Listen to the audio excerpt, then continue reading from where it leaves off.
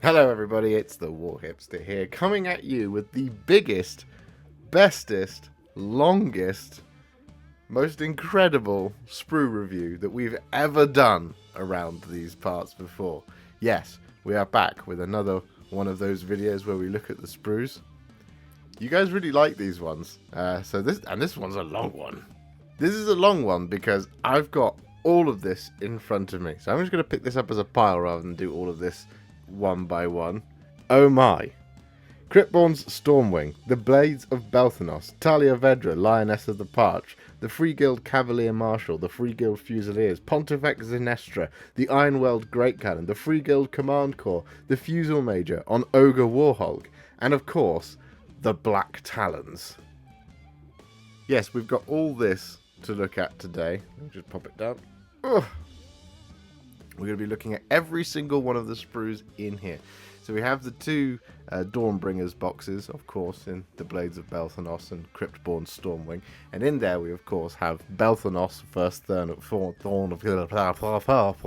Belthanos, first Thorn of Kurnoth. Say that fast 3 times. We have Ionus Cryptborn upon his dragon. We have Tahlia Vedra, Lioness of the Parch, and the rest of the Cities of Sigmar stuff that has been yet to come out. But we also have one of the prettiest boxes I've ever seen come from Games Workshop here, in the form of the Blacktalons, as well as one of the prettiest units of Stormcast Eternals. And I love Stormcast Eternals, and I love Sylvaneth, and I love the Cities of Sigmar. So to have all 3 come out at once, it is literally a joyous overload for me. All 3 of what I would call my most favourite factions in Age of Sigmar, and at least one of my most favourite factions in Warhammer ever, all coming out in the same weekend. So yes, I absolutely love all three of these factions, and I love everything that we've got on display here. So we are going to cut this pretty short. We're not going to talk for too long. We're going to jump in and we're going to have a look at all of these kits, because there is so much to get through, as you can tell by the length of this video. And I promise you, everything that's new in here is definitely going to get a painting video. So if you would like to see those, make sure that you're subscribed to the channel. And do leave a like on this video, because that's a wonderful way to support me. And comment below telling me which is your favourite, because I need to know what order to release these in. And only you guys can choose that. So with all that out of the way, it's time to jump into the biggest, most monstrous sprue review we've ever done here at Warhipster Towers. See you shortly. After much deliberation, we are kicking this video off with, naturally, Tahlia Vedra, Lioness of the Parch. I haven't looked at this. All I've done is cut the sellotape. Ooh, what do we get? So we get ourselves one instruction manual, naturally. No decal sheet in here. Not that I was expecting one. We have some sprues that appear to have mated. We have 1, 2, 3, basically. So 3 of the same size sprue, but 2 actual sprues, which we will separate now for the purposes of this video. And we get ourselves one base, which doesn't look too big. I had to guess that's a 90mm round base. Let's find out.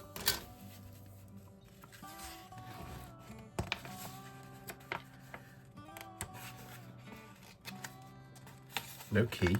Oh, it's here. Interesting. Alright, so normally we have that internal page, but we don't on this one. We just have the kind of well, the sort of explanation of symbols and the read this first bit just on the front page there. That's interesting. Don't often see that. So what we have is 1, 2, 3, 4. It is a 100mm round base. 5, 6 different pages. No, nothing on the back other than the sort of half war scroll thing. We have a number of options in here. So there's 4 different weapons: hammer, mace, axe, sword. I really like the sword. It's probably going to be the sword. I think we get a couple of different head options as well. I think there's potential for her to have her face out or a helmet on or something like that. Let's have a look. Yeah, so there's the helmeted option and there's the non-helmeted option, which is pretty cool. Are there any other options in here? For example, can we have the mouth open or mouth closed as an example? Does recommend a sub-assembly here, I think. Paint before assembly, yes. Nah.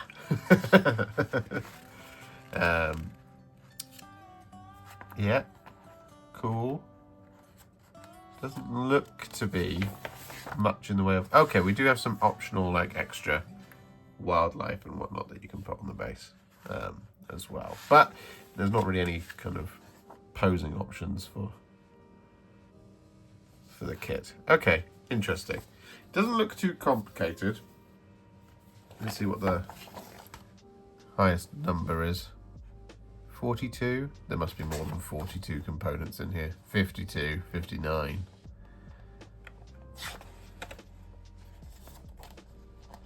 Probably roughly 60 or so components, which is pretty cool.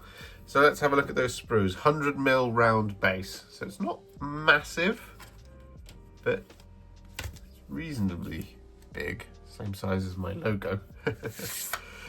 So let's firstly have a look at this sprue here, because it's the one on the top. So first of all, you can see actually, based on how big that bit of terrain is, which is the thing that will have them standing upon it, there should be more to it. Yeah, there's another one there. No, that's the back. Anyway, it's not actually an enormous piece, which is good because you don't want it to be too big to outsize the rest of the range, because they are quite small little guys. It needs to be big enough that it absolutely towers over something like the Cavaliers, but it's not massively disproportionate. Like that shield there looks to be about the right size for any old City of Sigmar individual, so it's good. There's not kind of too much of a hero creep here, as it were.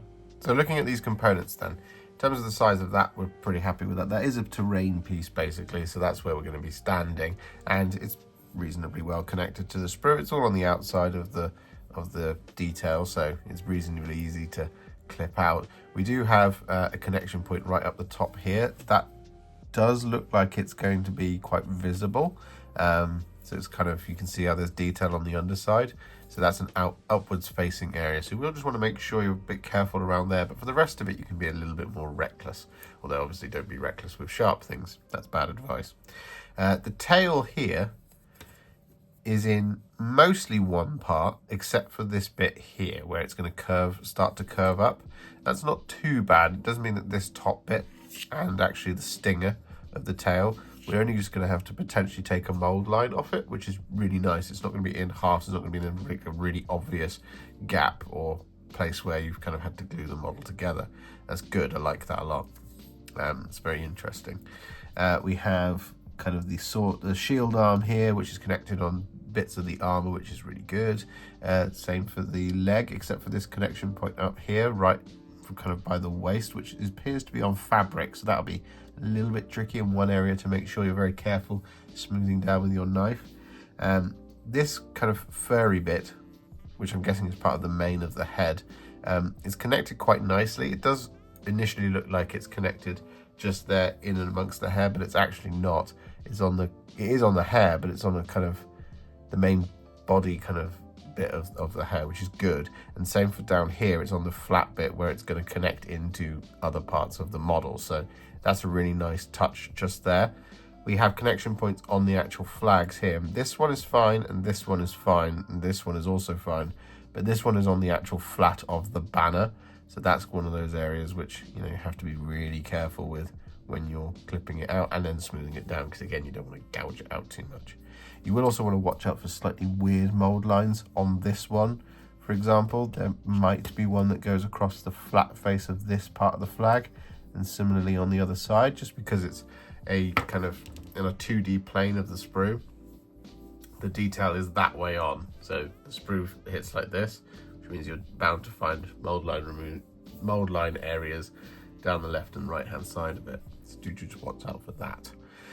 We've got some really nice little details here, like the back here of the saddle kind of throne area. Is it the back or is it the inside? It actually looks like it's the inside, because there's all those kind of shrunken heads. See, as a Sigmar, they are good guys. Ish, sort of, not really.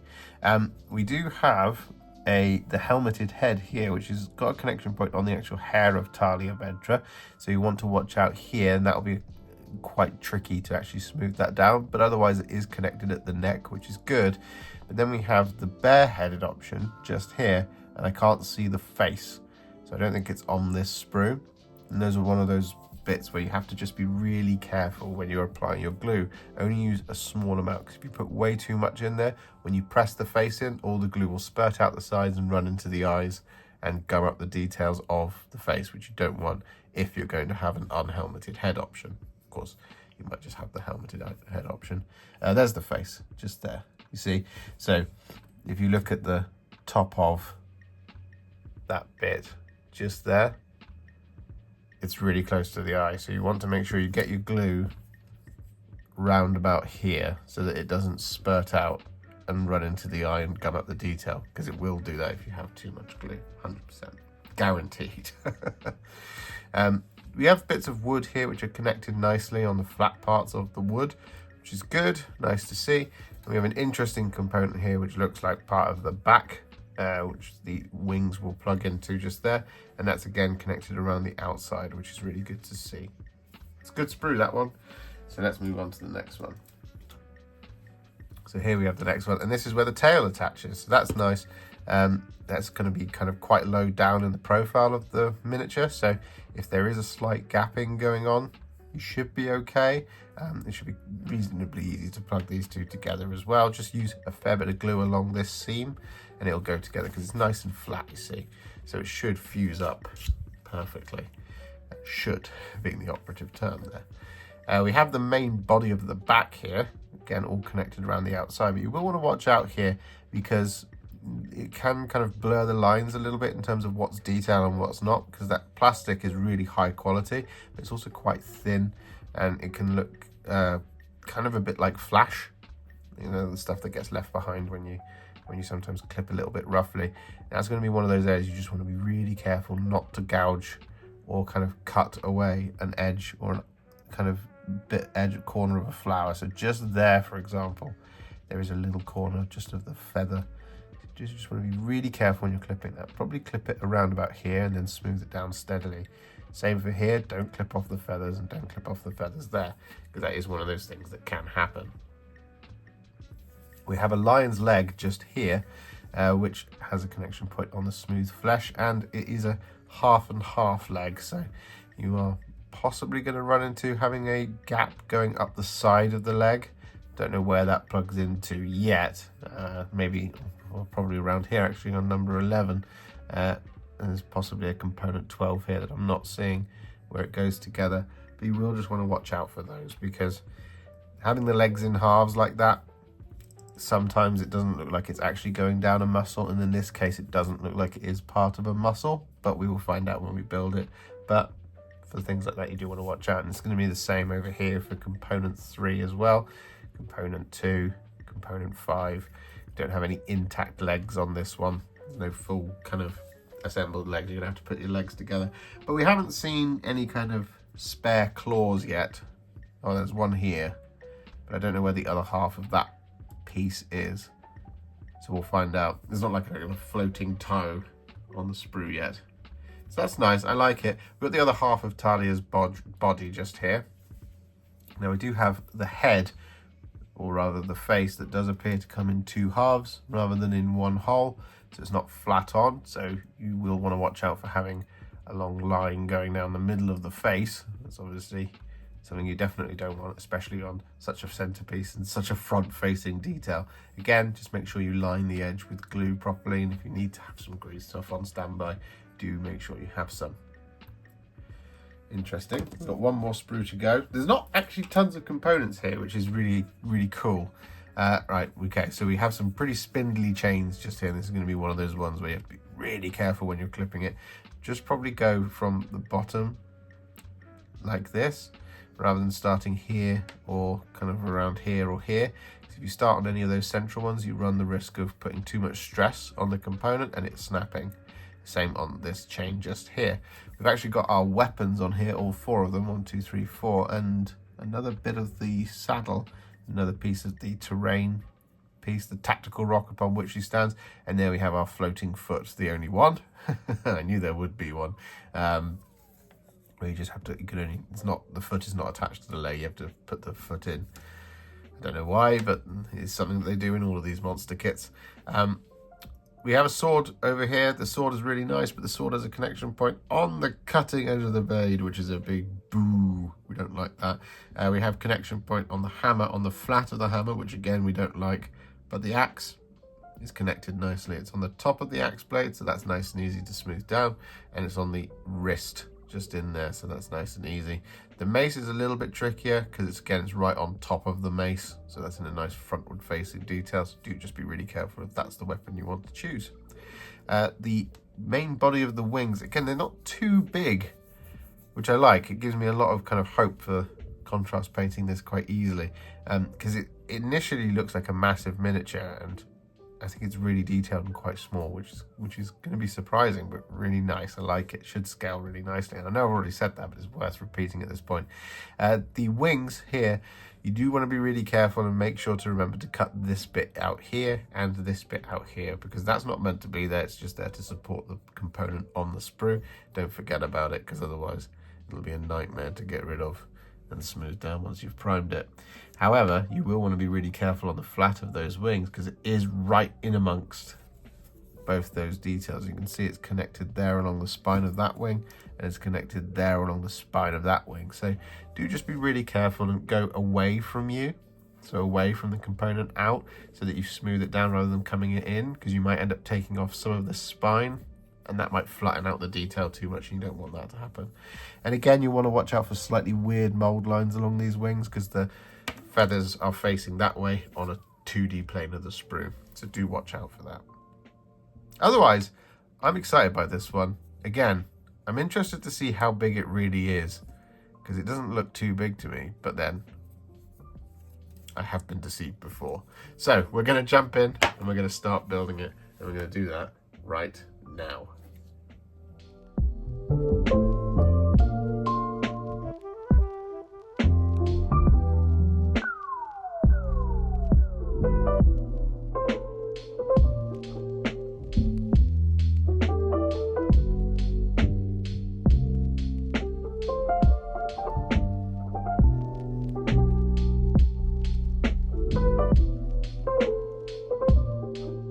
The Lioness of the Parch is all built. It's such a cool model. It's so sick. Look at it. Oh boy, cannot wait to paint this. Right, we do need to build some more, so we're going to continue with the Cities of Sigmar stuff just for now, and we're going to move on to the next kind of character, named character, which is Pontifex Zenestra, Matriarch of the Great Wheel, no less. So you get your instruction manual, no transfer sheet in here. You get what I think is a 90mm oval base, and we get 1 and 2, so 2 and 3 sprues. So once again, just gonna snap those in half, so we've got all 3. So you get your 3 sprues, 90mm base, instruction manual. So the sprues are crazy, but they're not that big, so there's not tons of components here, but this is an absolutely wacky model. So let's have a quick look, shall we? We have 1, 2, 3, 4, 5 pages of instructions, and this looks very busy, but we've got lots of painted examples here, which is awesome. So it just means that referencing back to these will be really useful, especially when you're painting your version, because it shows it from multiple different angles. Here, here, here. This is just incredible. I love it so much. Got a spare candle. We don't have any other painted examples at this point because it hasn't all, none of those bits will have been finished building. But yeah, it's a pretty simple set of instructions. We've got some optional heads here for one of our acolytes. And I wonder if we do for the other one. Yes, we do. I think it's the same set, 28, 29, 30 and 31. Yes, same set. So 4 optional heads there for the 2 that are carrying Pontifex Zenestra, but Zenestra herself seems to only have the 1 options as to how she's built. It looks like we have actually not many components are available here on this stage. It does give you the order in which to build them, but 1, 2 are here, and then we've got 3, 4, 5, 6, 7, 8, 9, 10, 11, 12, 13, 14, 15, 16, 17, 18, 19, 20, 21, 22, 23, 24, 25, 26, 27, 28, 29, 30, 31. So it's not too many, all told. So let's have a little look at the sprues, shall we? There's tons of detail here. I'm going to start with this one. Don't need the base. So we've got the 2 long arms of the palanquin, I believe is what that is called. They are unbelievable. They are really cool. To build this in such a way where these are kind of one single spot means you should be able to line things up pretty perfectly, because you've got your 2 individuals that will go here and here that will then carry the rest of the doodad. They're all connected towards the outside, so they're quite nice to put together. We do have connection points on the front of what I'm assuming is armor or padding. Yeah, it looks like it's the padding that goes around for the chains. So that should be a nice soft detail. So do watch out here and here, here and here when you're smoothing those down, because you don't want to leave any gaps or gouging behind. So just be very gentle with your knife. We have our kind of 3 bits of wood here, nicely connected again around the outside. So it should be nice and easy to smooth them down. We've got our 4 heads here, 28, 29, 30 and 31. Yes, these are for the acolytes, and they are all connected at the neck, which is fabulous. Love it. Always love that. That's a great feature of the sprues, because it just makes them nice and easy, except for this one. Actually, I've told a lie to you there. That one is attached at the hood. It looked like the neck from back here, but it is on top of the hood. So these 3 at the neck, this one on top of the hood. So do watch out here, because again, that's a very obvious place to leave some gouging behind, which you obviously don't want to do. So just be really careful and move with the model so that you don't flatten it off either. So it should be a nice kind of rounded soft detail, as you can see here on the back of the head. So you don't want to kind of cut that off so it's got that flat top to the hood. We have a slightly spindly little chain here, so just clip the chain first just there and then do the rest of it, because again you don't want to put any stress on the chain, which would be right here on this angle of the component. But yeah, this is pretty cool sprue. It's a pretty cool sprue. We do have the wing of the little sort of draconid type thing that's sort of attached or captured. Yeah, that's fairly securely on there, but again, just watch out there, because that's going to be a fiddly place to glue. So you see that's where it's connected, and it goes right in there, which is where it attaches to the rest of the component. So you will need to make sure that's nice and smooth so it doesn't have a weird gap or kind of fall out here. So do watch out for that. Sprue number 1 is pretty cool. Here is sprue number 2, and here we have the beginnings of our tactical rock, or in fact we have most of our tactical rock, 1, 2 and 3 here. So it's kind of terrain bits. It shouldn't have to be too careful around. It's connected around the outside on the rocks here, here and here. This is on the rock and on the rock. We've got one here on the trunk, so just watch out for that. Try and cut from this top towards the bottom when you're smoothing it down. That way you don't kind of come into the actual tree bark up here and end up having to kind of, or accidentally cutting off that bit of branch. Same for this rock, it's all on the outside, here, here, and here. We have some kind of little spindly bits around here. So we've got our dangling bells and sensors. So what you want to do is you want to clip here and here, and then clip here and here, and then finally here. So you try and put as little stress as you can on the component. We've got a tiny little clip point here and here on this Sigmarite icon that goes on top of the very structure. You want to be very careful here so as not to take the tip off on either of these, because those are attached very close up here. And again, when you're smoothing these down, go away from the tip. Don't go towards the tip, because if you go towards the tip, you might end up cutting off the end, and you don't want to do that, especially if you've got quite a thick bit that needs to come off. We've got the kind of connection point here on the corner of the roof. So you want to be careful here, because you don't want to, again, you don't want to gouge it and end up having a big gap like that between the two components either side of the roof, here and here.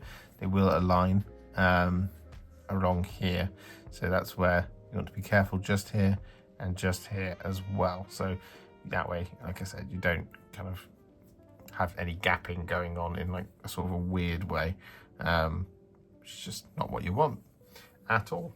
Otherwise, there's not many components on here. This is quite a quick little sprue. The busiest sprue, however, is the last one, which is this one, where we have the bodies of our acolytes. They are connected here and here, and in the armpits and under the boot, which is really nice. We like that.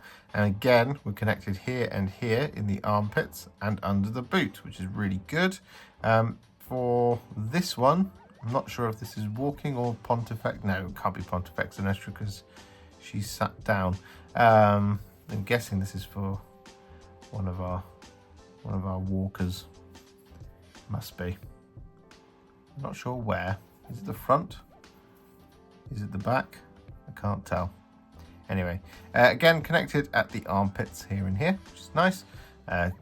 Just makes it nice and easy to smooth these down.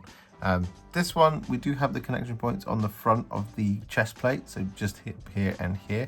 So you want to be really careful as you smooth those down, because you don't want to lose any of that detailing on the front, but also just so it looks nice and kind of flush when you glue it onto your actual bodies. We have Pontifex Zenestra herself. The body here is pretty much one component, and then we glue on this bit, I believe. I'm just guessing at this point, or it's this bit, one of these two. Maybe it's both. Maybe there is options for Pontifex Zenestra. Do you know, I just can't tell. Maybe I missed something. Or maybe this goes on and then this goes on over the top. Either way, got a floating little skull here, which is nice. I'm into that. And yeah, got kind of connection points on this version. Oh, no, I see what it is. This is for the back. This one was all covered in the candles.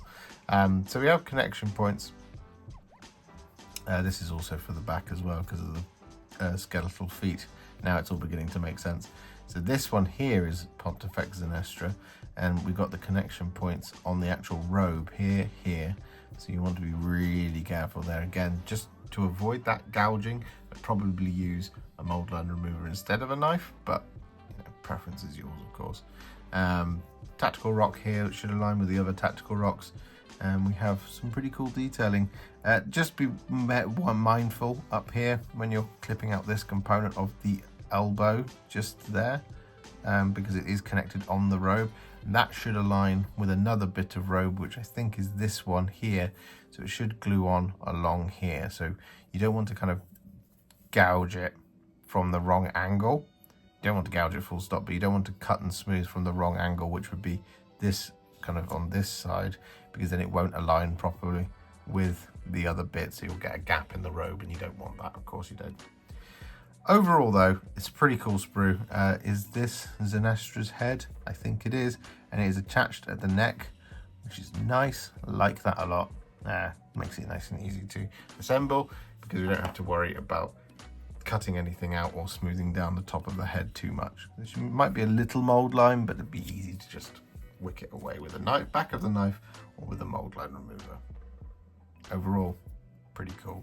Not too much going on here, except there is a lot going on here at the same time. It's one of those kind of dual kits, as it were.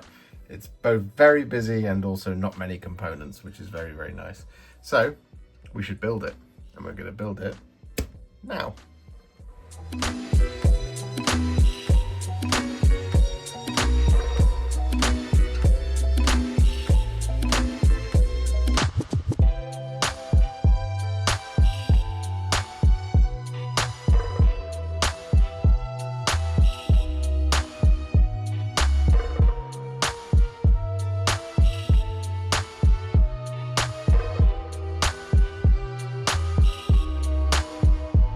So Pontifex Zenestra is all finished. It's pretty cool. There's so much going on here. It's a really nice miniature, but there is a lot. Man, it's detailed. Right, let's pop her to one side. And we're going to work on next another character, the Freeguild Cavalier Marshal. So inside the box you get what I'm assuming is a 60mm oval base. Let's have a look. 75mm oval base. There we go. We get our sprue. It's just one. There. We don't need to snap this one in half. And we have a Cities of Sigmar transfer sheet, which is excellent. Full transfer sheet as well, just for the single character, which is cool. So lots of spare transfers. And yeah, refreshingly simple. There's not a lot here. It does come in a full box, obviously with the size of the sprue, so it's not like a clam pack version. So let's have a quick look inside this little booklet, because it is diddy. So we have 1, 2, 3, 4, 5 pages, and I think that's it by the looks of things. And yeah, there's not really any options in here other than an optional head, so one with a helmet and one without. That looks like that's all there is. There's no like having a lance or something. He's just carrying all of his gear on his horse. Very nice. I like it. I like it a lot. Really quite simple. It's only 1, 2, 3, 4, 5, 6, 7, 8, 9, 10, 11, 12, 13, 14, 15, 16, 17, 18, 19, 20, 21, 22, 23, 24, 25, 26, 27, 26. 26 components all in, which is cool. So not tons and tons. No, 27 components all in. So there we go. Cavalier Marshal. It's a really cool model, this one. So we have our single sprue just here. And well, let's have a little look at it, shall we? Now I really like this component and this one, because the horse body attached by their tactical rock with their bit that goes across the middle, which is this, holds the whole thing together. Really simple build that way, and I like it a lot. Horsetail here attached on the sprue via the hair, just there and there. So this one isn't so bad because it's kind of on a convex, whereas this is on the concaved part of the hair. So this one will be a little bit trickier. You have to really make sure that you're curving again with the curve of the hair in order to make sure you don't kind of gouge it off or dread to think that you cut half of that off. You shouldn't do though. Shouldn't. The hammer here, we have a connection points on both hammer facings, which is a little annoying. He's not wielding the hammer, it is in his pack, but it is just one thing to watch out for. And make sure we get that nice and smooth. As for those two components, the body and the body, we do have the connection points on the underside of the base and on the rock just here. And similarly here, up here, we have the connection points on the underside of the base there and there. But then we have them all over the horse's soft flesh. Here, here, here, here, and here. This one's actually on the neck joint, so that one's not too bad. But these ones are ones you're actually absolutely going to want to have to keep an eye on, because it's split right down the middle. And you want to make sure you get that smoothed properly and not kind of gouge it or nick it too much, because otherwise you'll end up with that kind of weird gapping thing that we talk about. It kind of looks a bit like that on an edge. You don't want that. Sword doesn't have a connection point on the cutting blade, which is great. We have another connection point on a small bit of hair just there, so I would actually clip that bit first before doing the rest of it, just so you don't kind of put any stress on that little hair strand. We've got a very, very brittle section just here, this the stirrups, So what you want to do is you want to cut it on the feet and then on the top, rather than cut it here, because you might put, again, too much stress on the actual component just there. You don't want to snap it, because that'll be an annoying one to fix, that one. A connection point on the reins, just here on the actual fabric. So again, just watch out for that. It's actually an inward facing part of it, so you want to make sure you get that one clipped off and smoothed properly, because otherwise it might be quite difficult to actually attach to the horse. We have the body here, connection point on the cloth just there. On the underside, no, this is not the body, this is the horse's head. So actually this is on the skin, but the horse's mane should cover that, so it's not too bad actually when looking at it. Yeah, there's the horse's mane, should just flop right over the top. We got the Marshal's leg just here. This is connected on the armor plate of the knee at the actual apex of the armor plate. So again, just watch out for that one. Make sure you smooth it from an angle rather than straight on, because you don't want to flatten off the knee pad itself. Generally though, things like this leather satchel and this one here, the connection point is on the outside, which is pretty good. We have our bear head just here, and the connection point is on the top as well as on the neck. Doesn't need both, but it has both. So you want to be very careful on the top part. It's the same here for the helmet, because the helmet has a flat top. It's not so bad. That's actually pretty easy to deal with. It's just this one in and amongst the hair is quite a tricky one to smooth down, so just watch out for that. I think otherwise the main thing to point out here is that the shield, we do have our connection points around the outside, but we do have tiny little rivets either side. So just be really careful how you clip that one out, because you don't want to accidentally clip off a rivet. And again, similarly, you want to try and cut away from any rivets. So for example, just here on this bit, you don't want to cut this way when you're smoothing it down, because you'll end up taking off the rivet. You want to go away from it so that you don't end up doing that. Because otherwise it will be uneven, and then you'll have to take the rivet off of the matching end, and you don't really want to do that. And the last thing actually I'll point out here is that we have a connection point right there on the banner, which is quite a prominent feature. It is on the underside, but that's not the end of the world, and it's also quite important that it gets smoothed down, because it will just be one of those ones that you can absolutely see a mile away if you gouge it, or if indeed you leave any flash behind. Otherwise, yeah, it's should be a reasonably simple build, this one, and that's what we're going to find out right now.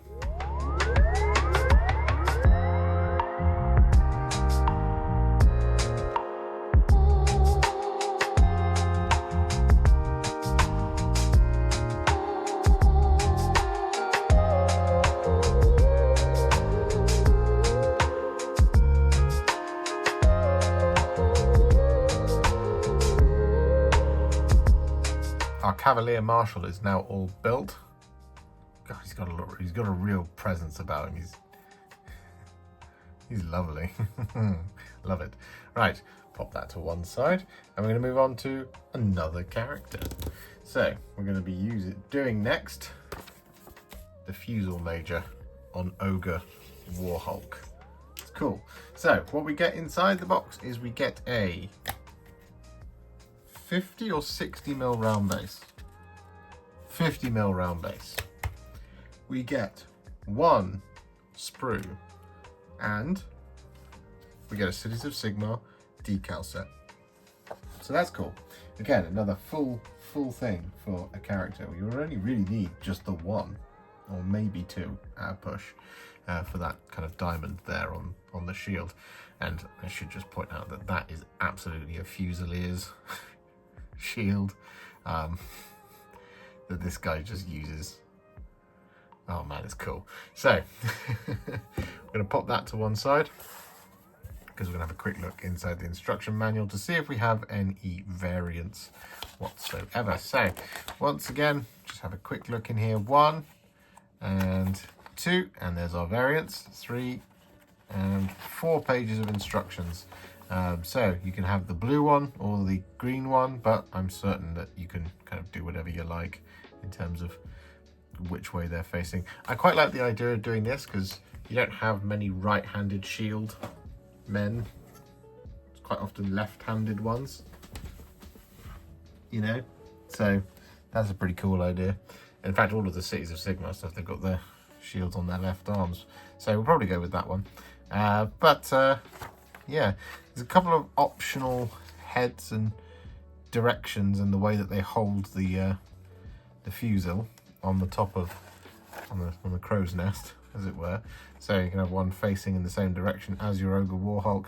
You've got an optional helmet here for the Ogor Warhulk as well, which is pretty cool. Yeah, it's a nice customizable kit.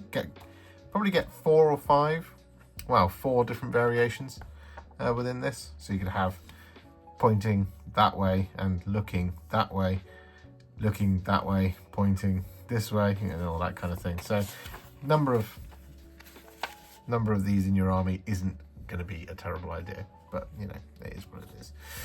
Pretty cool little instruction manual, that one. So let's have a look at the sprue, because it is just that one sprue, and I didn't even check how many components it is, but I'm looking on the sprue now. I can see a 38 there, 40, 41 components. Of course you won't use all of them because of those variants that we have in there. Anyway, let's examine closely, shall we? So we have the Ogre Warhulk's body here and here, so that's the back of it, and then this will stick onto the front, and then this will also go over the back because it's the crow's nest. He doesn't look quite as big as I first thought, although he is going to be quite a chunk. He might be almost as tall as Tahlia Vedra. I guess we'll find out, especially once you get the crow's nest in there. The major on top isn't probably actually about the same size as a normal guy. He's a little bit smaller than a Cavalier Marshal, just looking at it. But anyway, the large tower shield here, it's got all of its connection points around the outside, so that'll be nice and easy. And there's nothing connecting to the chains at the bottom, for example, which makes it pretty good. We have a pretty kind of diddy little rope thing going on here, so what you will just want to be very careful of is that you don't clip too hard or too vigorously, because you might snap it in the middle. So just be really gentle with your clippers as you do it, and hold on to it, because it could ping off in any direction, and you don't want that to happen, of course. We have the couple of cool little details here and there, especially in that the head on both the ogres, it is connected at the chin, which is great. The one with the hair is connected on the top of the bun, so that is one thing to watch out for. So you want to get that nice and smooth, but you also don't want to kind of obliterate any of the detail that you can see in those hair strands just there, so just watch out for that one. The arm of the ogre just here, that's got a connection point on the flat of the armor just there, so that'll be easier to get, but do be careful with that one so you don't gouge it.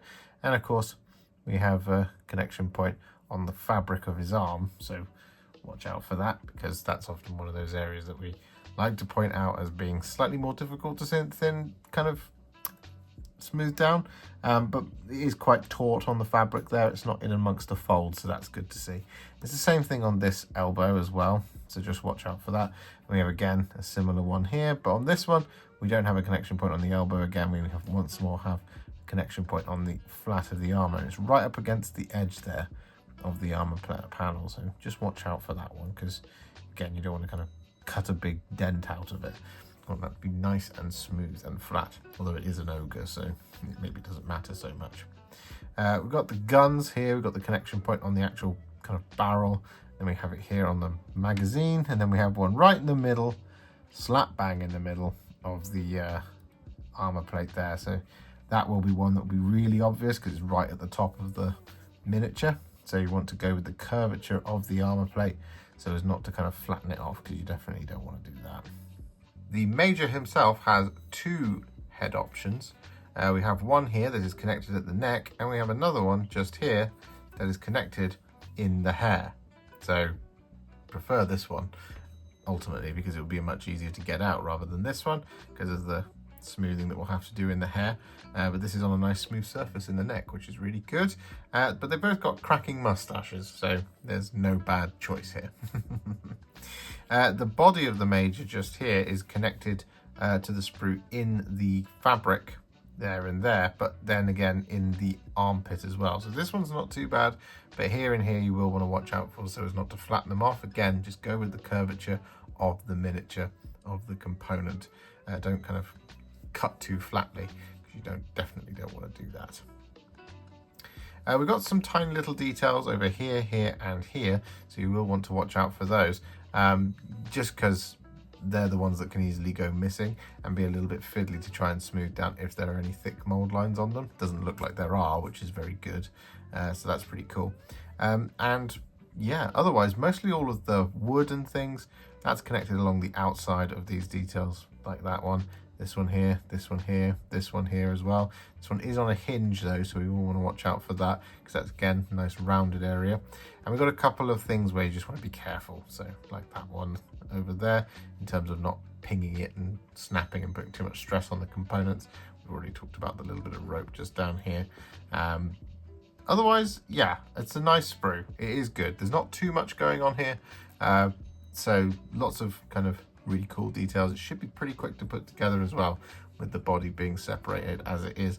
Leg, body, front of body, back of body, head, weapon, shield, arm. So it's not too much for the ogre, and hopefully it's not too much for the mage either. The cockpit looks like it's the one that's going to take the most amount of time, but that's exactly what we're going to find out now. So we're going to jump in and we're going to start building the Fusil-Major on Ogor Warhulk.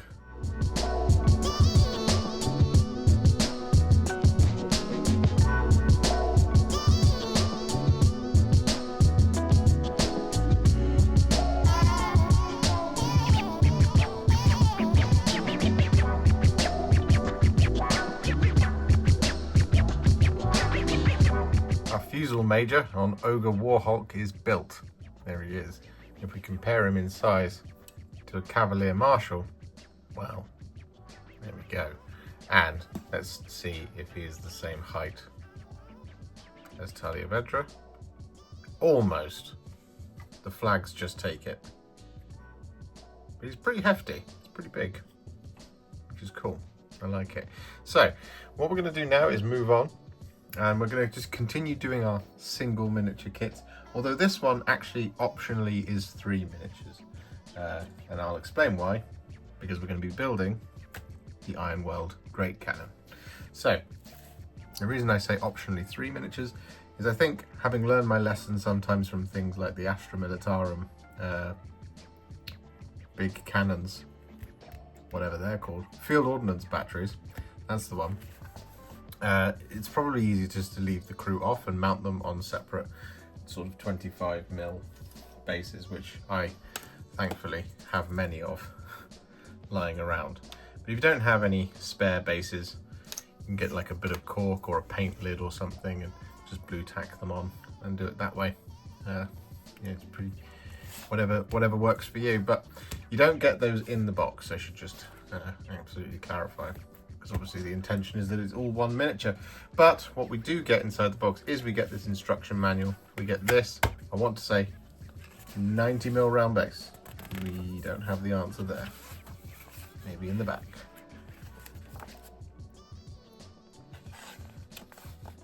$90mm round base. Yes, first guess. 90mm round base. We have 1 and 2 sprues, but divided in 2. So we are just going to snap this one in half, like that. Lovely stuff. So technically 3, but comes in 2 sprues, and we get another Cities of Sigmar transfer sheet. So I have got transfers for days now for all of my city stuff, which is lovely, and I like that a great deal. So let's have a quick look inside this instruction manual, because there are a couple of different options. Now the cannon itself is a single build. There you go, see, you're only going to build one type of cannon, just like that, and then you build your 2 bodies like that, and they are generic in terms of how they're built. But then you get your blue option and your green option. So you get your blue option here to be in charge of this jobby, one where he's strapped in, I guess, or holding on to it. by the looks of things. Yes, holding on to this to, I guess, like touch something down or hook it up or something like that. Anyway, then we also have this one doing sort of aiming calibration, which is pretty cool. I'm not sure which one I'm going to build. Blue and the green options. So 2 options there for one part of the crew, and then here we have 2 options for the other part of the crew. So if you bought 2 Ironweld great cannons, or indeed 3 or 4, you could have a number of different combinations here. We've got plenty of different details going on, and they would all look reasonably different, which is quite cool. We have some ammo crates as well. They appear to be optional, but then on the back we do have all of the weapons in the sort of half data sheet that they give us, or war scroll I should say, on the backs of these instruction manuals. But lots of cool stuff that you can have lying around, which is awesome. I like that a lot. And the crew are pretty characterful. Got the one holding the shell and one who's having a pint after a long hard day of shooting, which is cool. I like it. So Ironweld great cannon. Let's have a look at these sprues. So only little tiny sprues. So despite the fact it being on sort of 2 that come out of the box, or 3, given as I've snapped it in half, there's not tons of components in here. I think I saw a number somewhere in the region of 40. There's a 40 there. Or at least a number 40, 44, 49, 50, 53, 60 components roughly in the box. So there is quite a few components, but it's not too technical a build by the looks of things, because we've got some large things like this one. So let's have a look at this sprue, starting off, because it's the one that's right in my hand. So firstly, we do have the large shield. This is such a cool piece, and I love that it is in one piece as well. You're not going to have to kind of glue these together like the hinges, which is sometimes what you would normally expect to see, and kind of have to get them straight on, and so that they're not all kind of skew-if and all that kind of thing. That's nice because it's just the one single piece. We do have some chains that we're going to glue in on the underside here and here. I'm sure that there's more that go in under here, but not on this sprue, it would seem. I'm looking at the thing and I can see it. And on the back here you can see the gaps for where they're going to go, but not on this sprue. We have a little bit of ground here for one of our crew to stand on, and then we have the halves of one of the bodies. So these are kind of on a 2D plane.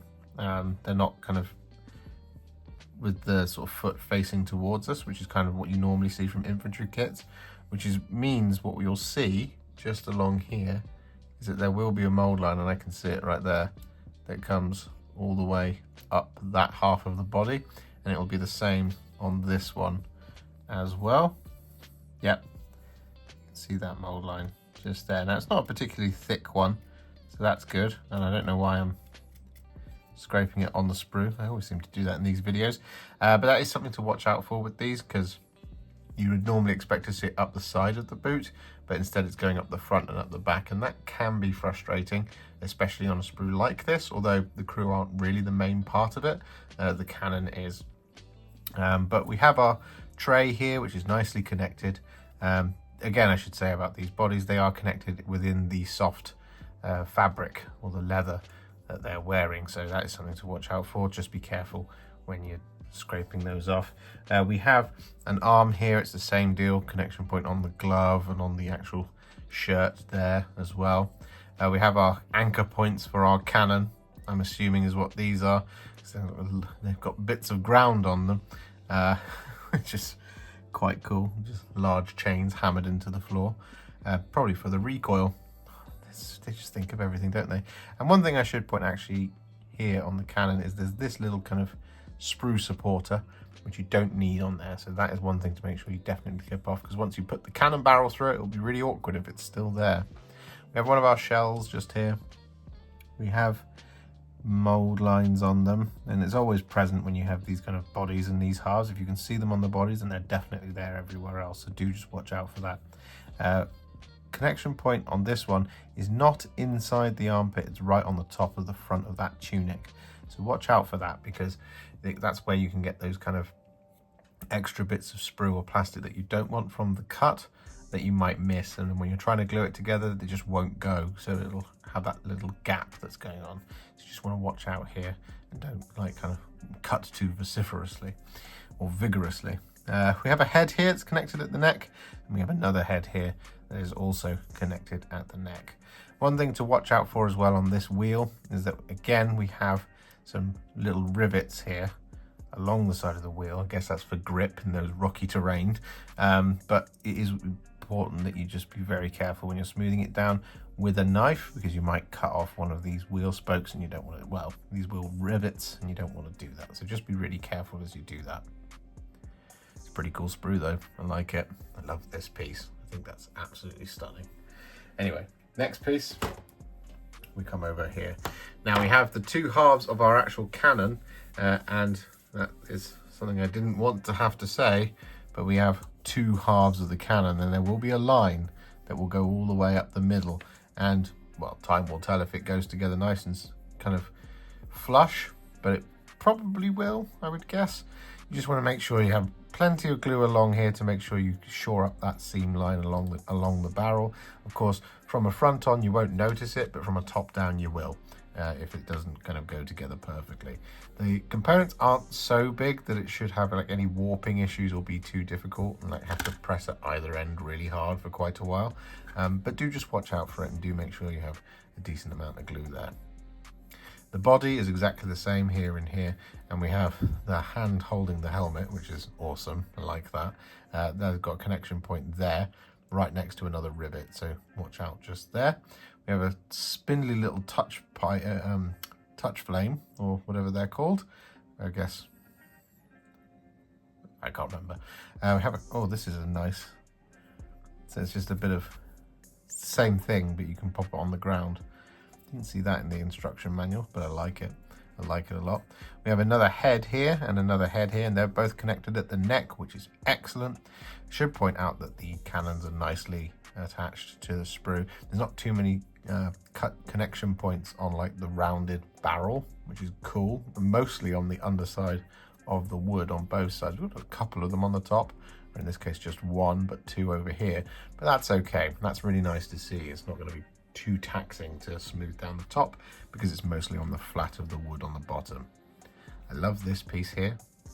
That's so nice. Little cog going up and down. That's awesome. I like it. And we have our, I want to call it a sextant. Correct me in the comments if I'm wrong. And cool little hammer here as well. But this is also quite nice. I like this. I like this sprue a lot. This one's really cool. And then we have our final sprue, which is this one, where we have the actual carriage of the gun. That's the main kind of bit.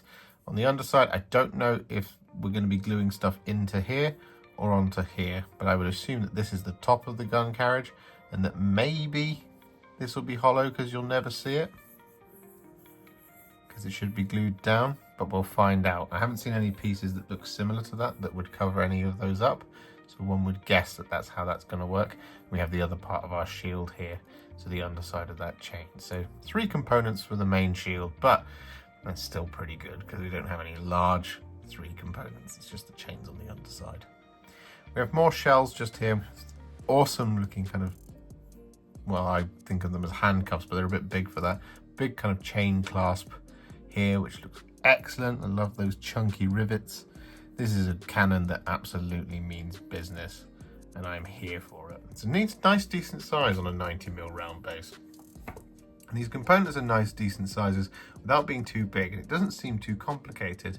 So let's find out if we can answer that question for myself and for all of you at home by building it now on a time lapse.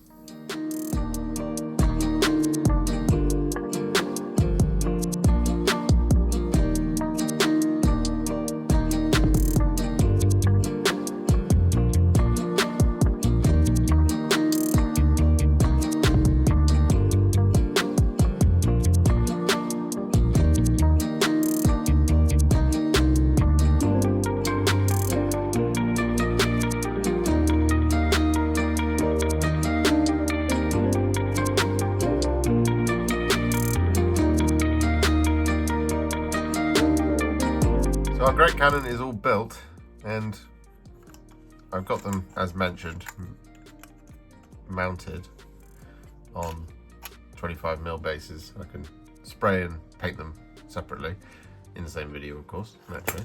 Oh, man overboard. Anyway, it's pretty cool. It's a nice size. It's very nice. I like it a lot.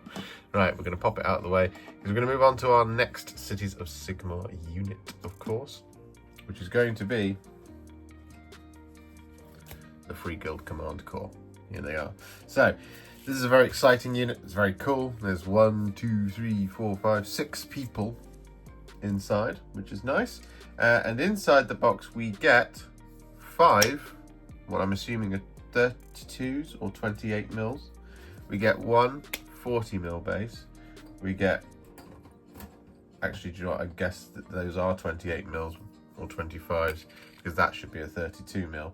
And we get 2 sprues as well as a Cities of Sigmar transfer sheet that is currently upside down. There we go. Whew. Saved it just at the last. So, another Cities of Sigmar transfer sheet to add to the collection. So, let's have a look inside and see if I guessed all those base sizes correctly. 40, 32 and 28. Yes, 28mm bases. Yes. So you should have 5 or 4, I guess, because there's only 6 people in here. Anyway, doesn't matter. We should get on with it. We have 1, 2, and 3, 4, and 5, and 6 pages of instructions. I didn't see anywhere to put the 32 because this is 28, this is 28. This one, the Soul Shepherd, is on a 40. The Great Herald is on a 28. The Arch Knight goes on a 32. There we go. And the Mascot Gargoylian is on a 28 as well. So not very many instructions, but as you can see just from that brief flip through the instruction manual, there's not a ton of different optional things going on here. Only really on our Arch Knight here. So we can have either the big axe or the big hammer, and I believe it's a change of helmet as well. So there's one with a kind of closed face or one with an open face. I think that's the only optional thing. Oh, we have no. Yes, we have an optional helmet here on the Great Herald. We have an optional head on the Whisper Blade. We have optional heads on the Soul Shepherd as well. We have an optional head on the War Surgeon, and that's it. So, not a super customizable kit, but it is a lovely kit. You'll probably only ever get one of them anyway, so it's pretty cool. Right, 6 pages was that. We've got somewhere in the region of a million components. I'm seeing up to 67 here. That's the highest number I've seen. 67, 67. Yeah, looks like it's 67 components within here. Right, cool. Let's have a look at them sprues then, shall we? So we've got our bases, get them out of the way, because we've got 2 sprues over here. And we'll start with this one on the top. So, having a quick look here. Firstly, we see our Gargoylian here. See a couple of bodies. One, this is part of the Whisper, no, not Whisper Blade. The other one, Soul Shepherd. This one here. I have to really get to grips with all these names. There's a lot going on here. There's a ton of kind of disparate details here because this is not a very kind of cohesive unit. They're all very characterful in their own right and they're all very different. So for each one, you're going to encounter sort of slightly different issues or challenges, I suspect. I don't know at this point whether or not they're contained to the areas of the sprue. I would guess that they are by the looks of things. Like this looks like the War Surgeon.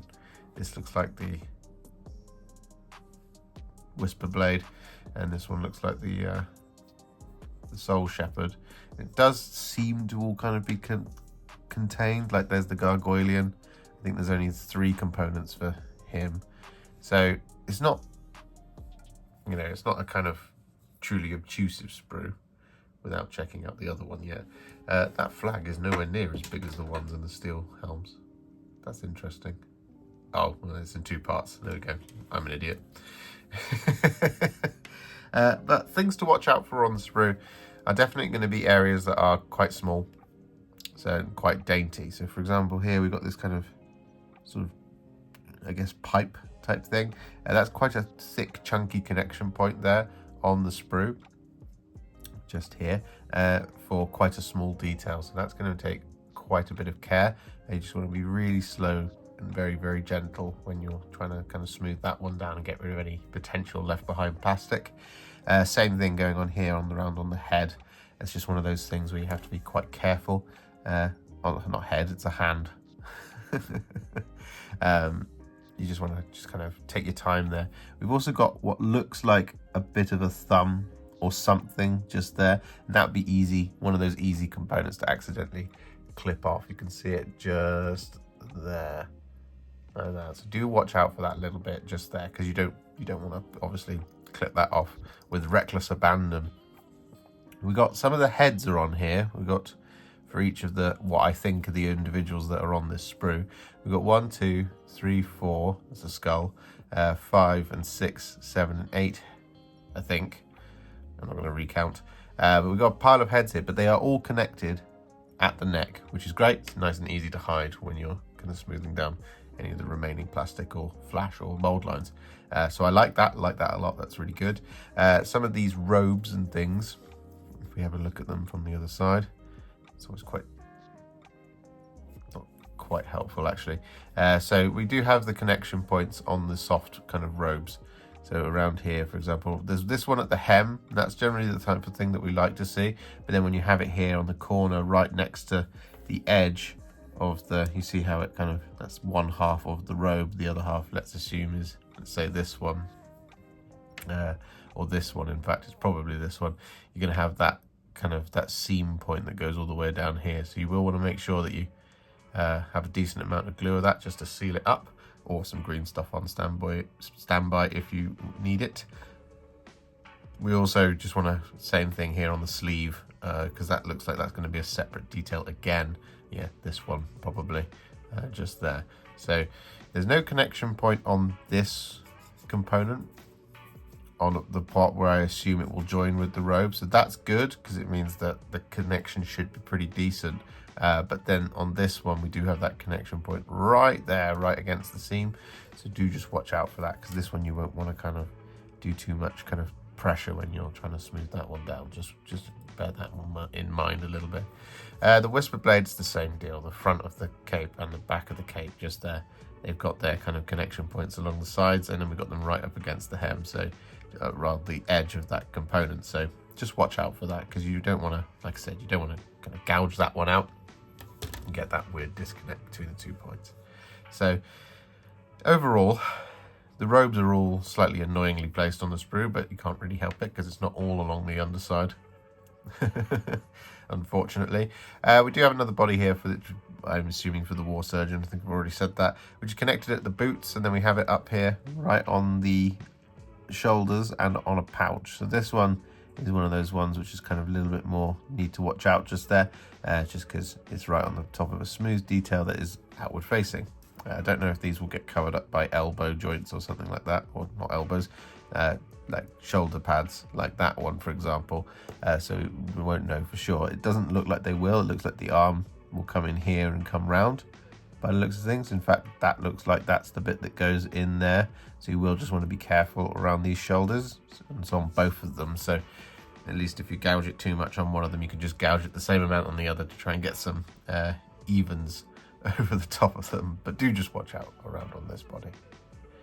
But yeah, it's a slightly weird sprue because we've got some negative space just here. It's like there's a component missing. There isn't, but same here and same here. It's like there were two options that have been left out of the construction. But like I said, this is quite a disparate sprue. There's you know, lots and lots of varying different details because we've got basically a pile of characters on one sprue. So, you know, it is what it is. Our next sprue is over here. And this one feels a little bit more cohesive because we've got kind of big armor plates. For example, here, here, here, here, here, here, here, here, here, here, here. So this kind of feels more like the soldiers, like a kind of more, like I said, a cohesive sprue. I don't think it's particularly more cohesive, but it just looks more like one rather than the other one. But this one is quite nicely laid out. We have our connection points, obviously, on the outside of pieces of armor like this one and this one. And we have it here on the hip plate, which we always kind of get annoyed about. And again, up here on the shoulders. And so you want to just move with the curvature of the metal and just be very, very, very sensitive to making sure you don't like kind of carve it out. Because you don't want to do that. If you carve it out, it will flatten off and then it looks a bit weird.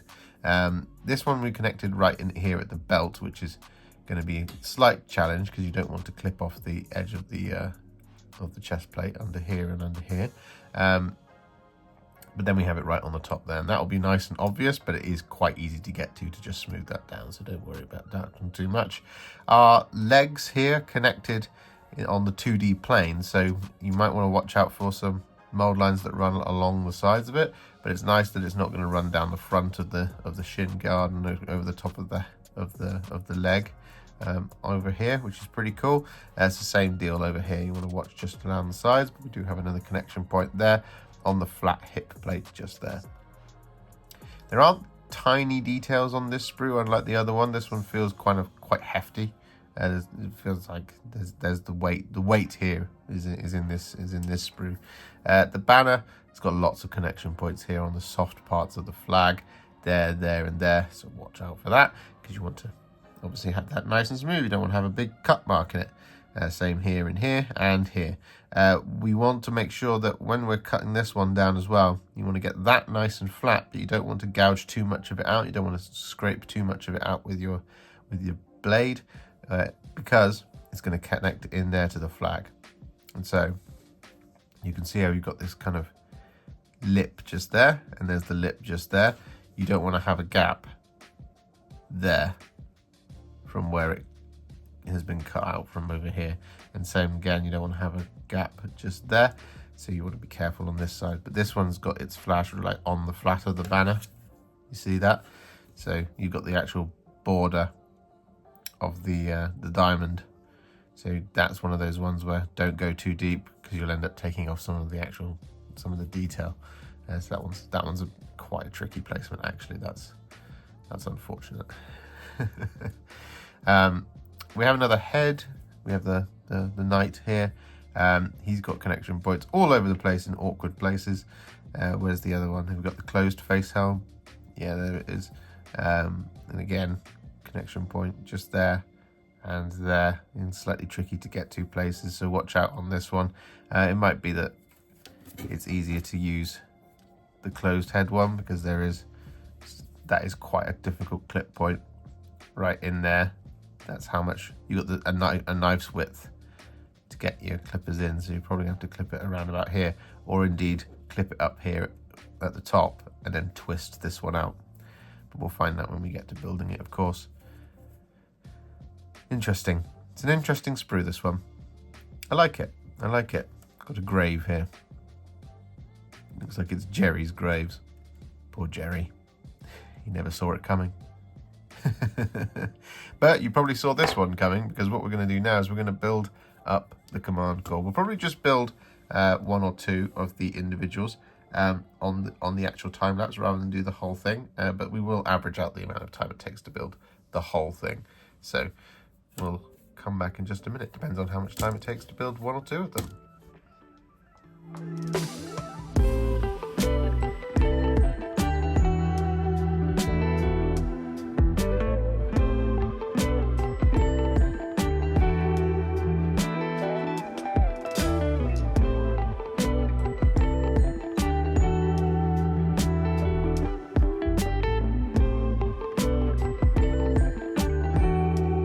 Finally, on our Cities of Sigmar train, we come to our final kit, which is the Freeguild Fusiliers. Now, inside this box, we get the instruction manual. Obviously, we get another transfer sheet. We get a bag of, I want to say, 28mm bases. We shall see. And we get 1, 2, and a spare 25mm base, and 3 sprues. So the fact that this base is separate says to me that these are definitely 28s. They might be 32s, but I think they're 28s. Let's find out. Yes, 28mm bases. Nice. Lovely, lovely stuff. So, well, we have a special instruction here to take care. I wonder why that is. I'm not quite sure what this means. What does red mean? Does it mean it only goes on the base one way? It must do, right?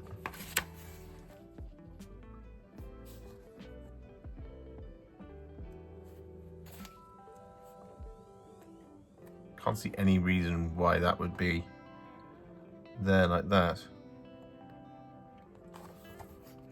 This just means that this is kind of how they, like this is the, it must do, right? It must mean that the shield is kind of what you're looking to be central, and that this guy's going to be off to one side rather than the other way around. It must be. Interesting. That stumped me. I don't think I've ever seen that before. Special instruction. But what's the special instruction? Who knows? I'm just going to assume it means, you know, stick within the realms of play. Anyway, inside our box we have, well, inside our booklet, as we've already mentioned the stuff that we have, we then have the champion with his triple-barreled gun, and then we have a bunch of interchangeable parts. So all of the shields should be interchangeable, excluding probably the triple fire one. That's probably, yeah, so this goes up to 72, and that one's number 73, so that one's a very specific barrel, but the rest of them are all kind of interchangeable, as are all of the heads, which is pretty cool. There are some absolutely gorgeous head options just here. This one, and this one, and this one, and this one, and this one, and this one, and this one. They're all standing out to me. All the heads, they're all cool. So we have ourselves 1, 2, 3, 4, 5, 6, 7, 8, 9, 10, 11, well no, 10 pages of building, 1 page of example, well, 2 pages of examples there, both unpainted and painted, which is nice. I like to see it. It's cool. They don't look too difficult to put together when we first initially have a look. Let's just look at a random one. So here, this one is not the champion. Yeah, so that's the alternative champion with 2 pistols. That looks awesome. It's probably not the right weapon to have though. You want them all to have long range.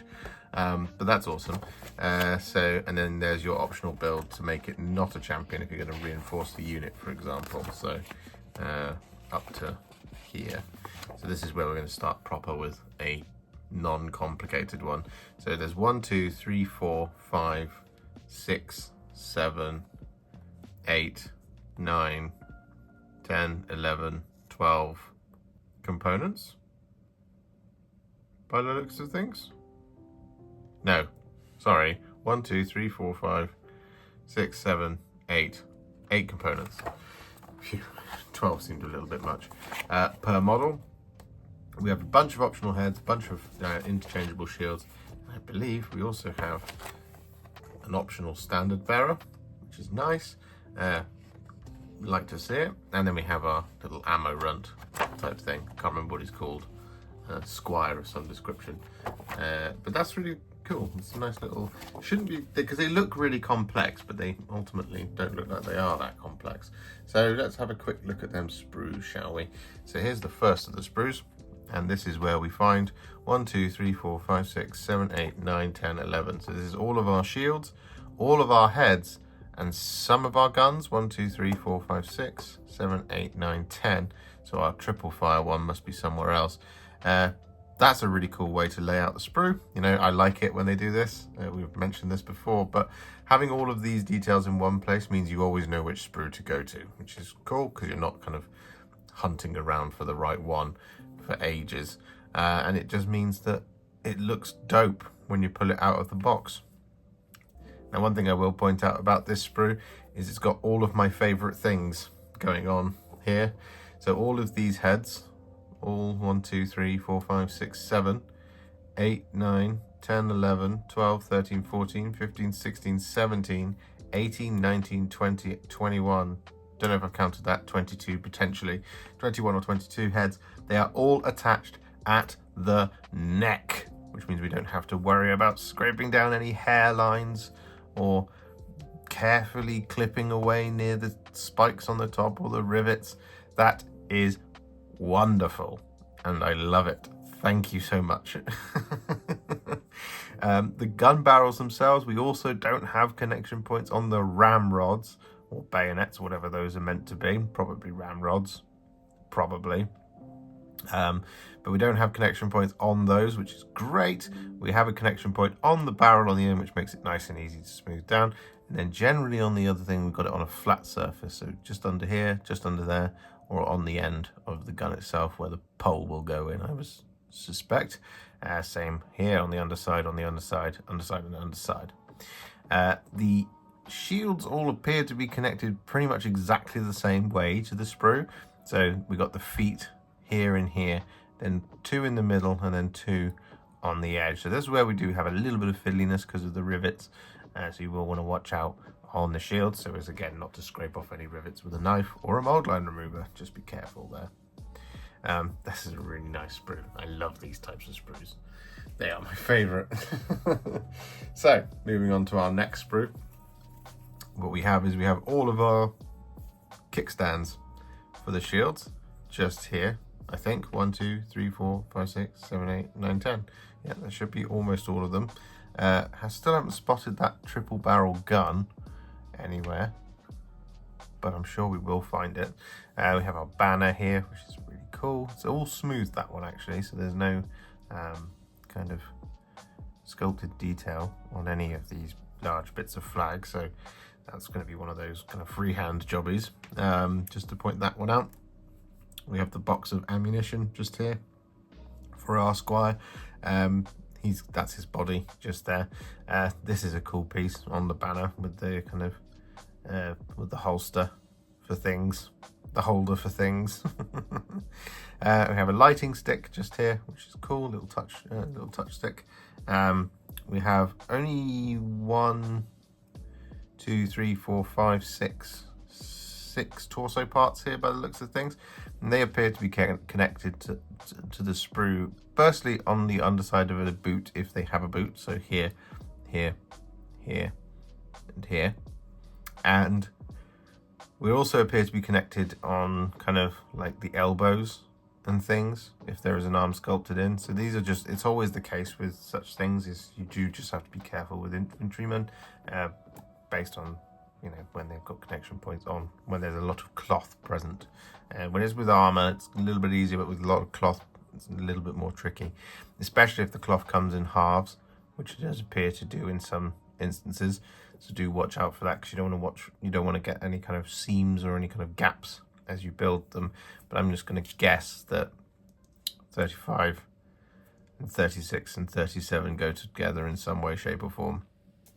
We'll find out obviously when we get to the building, but we do have kind of cuts in the cloth, rather than they say being a set of legs and a body that goes together.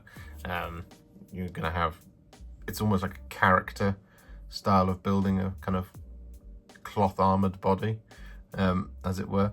And so, you know, the potential for gaps is quite high when it comes to this amount of kind of cloakage and things like that. So do just watch out for those areas. Just look for any kind of connection points where it's on this seam, where it's going to join with somewhere else, because that's where you really need to smooth it down so that there's no kind of obstructing plastic there to create more of a gap than you probably necessarily want. And then we have our final sprue, which, there we go, there's our triple barreled gun. That's cool, with the ends of the barrels separate. So the other guns, they're all intact, but this one we're going to have to glue the barrels, well, the ends of the barrels, the openings of the barrels on the end of the weapon. Again, we've got another touch stick here. There's plenty of touch sticks here. I don't know, because I've seen a lot of pictures of these from the front. I don't really know what's going on behind the shield. There are a lot of them, so it's quite a surprise. And it's quite exciting. So we've got some ramrods and beta sticks and things here, for example.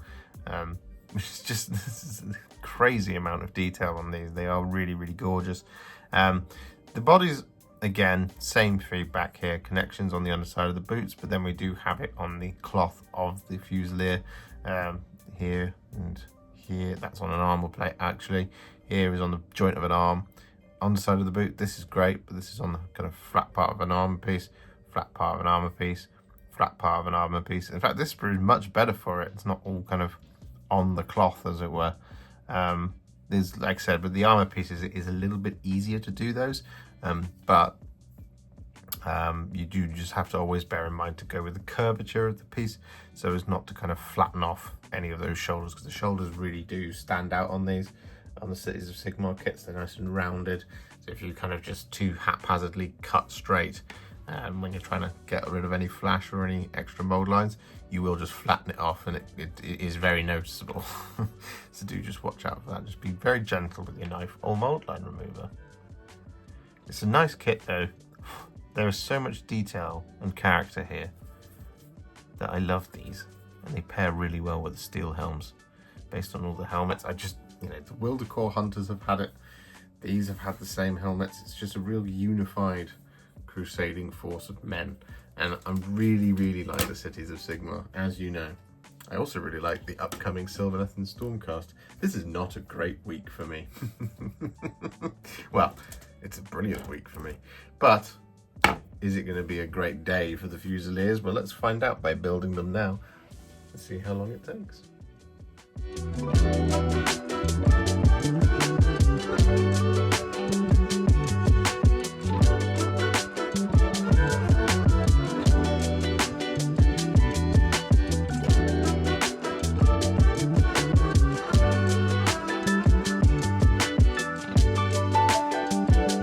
Next up on Warhipster's favourite factions of Age of Sigmar, all coming out at the same time, we have the Sylvaneth with the Blades of Belthanos, or Belthanos, however you say it. So, inside this box you get this instruction manual. You get 3 50mm bases, I believe, for your Kurnoth hunters. We have this incredible sprue for Belthanos. That's definitely Belthanos, because I've never seen that before. This one is the Revenant Seekers. Must be. And that one must also be part of the Revenant Seekers. And then here we have our Kurnoth Hunters. Yes. So 1, 2, 3, 4, 5 sprues. We get an oval base akin to a knight, and we get our 3 clear flight bases with flight stands as well for the Revenant Seekers. That, I'm pretty certain, is a knight base. Pretty certain, although it looks a lot slimmer, but we'll have a look. So we'll move the tray out of the way. In fact, we'll keep this, because what we're going to do is build Belthanos coming up first. So having eliminated the old things, what we're now going to do is going to look inside the instruction manual. So what's really impressive is Belthanos being on one single sprue. His base is a 150mm oval base. So somebody tell me if that's the same as a knight. We do have the 50mm round bases, and then we have our 3 flight stands, of which I don't know what the size is because they haven't given it to us, but it's not really hard to kind of get those mixed up. So Belthanos, first Thorn of Kurnoth. It's such a cool name. He comes on 1, 2, 3,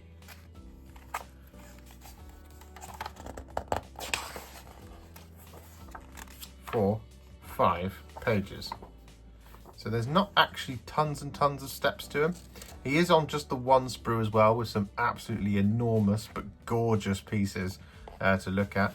We have the Revenant Seekers in here last, and the Kurnoth Hunters right in the middle. There we go, and that's the little war scroll that we have for them. guessing it recommends you build them with the bows, but I've already got some with bows, and I've already got some with swords, and I've already got some with scythes. I'll have to make a decision as to what build those as, but we haven't done any Revenant Seekers yet, which is really tempting me. I've got a few more boxes of those to do as well. We'll find out though. So, Belthanos does not seem to have any optional builds. It's just build as is. Now you could probably build this one in sub-assembly because he just stands on top of the massive beetle or fly or gossamer, and it is truly massive, especially if it's going on a 150 mil oval base, was it? Yes. This is going to be incredible. I'm so excited for this one. Right, let's have a look at Belthanos' sprue, because it's impressive. Now, it's not two half sprues cut together. It is one whole sprue.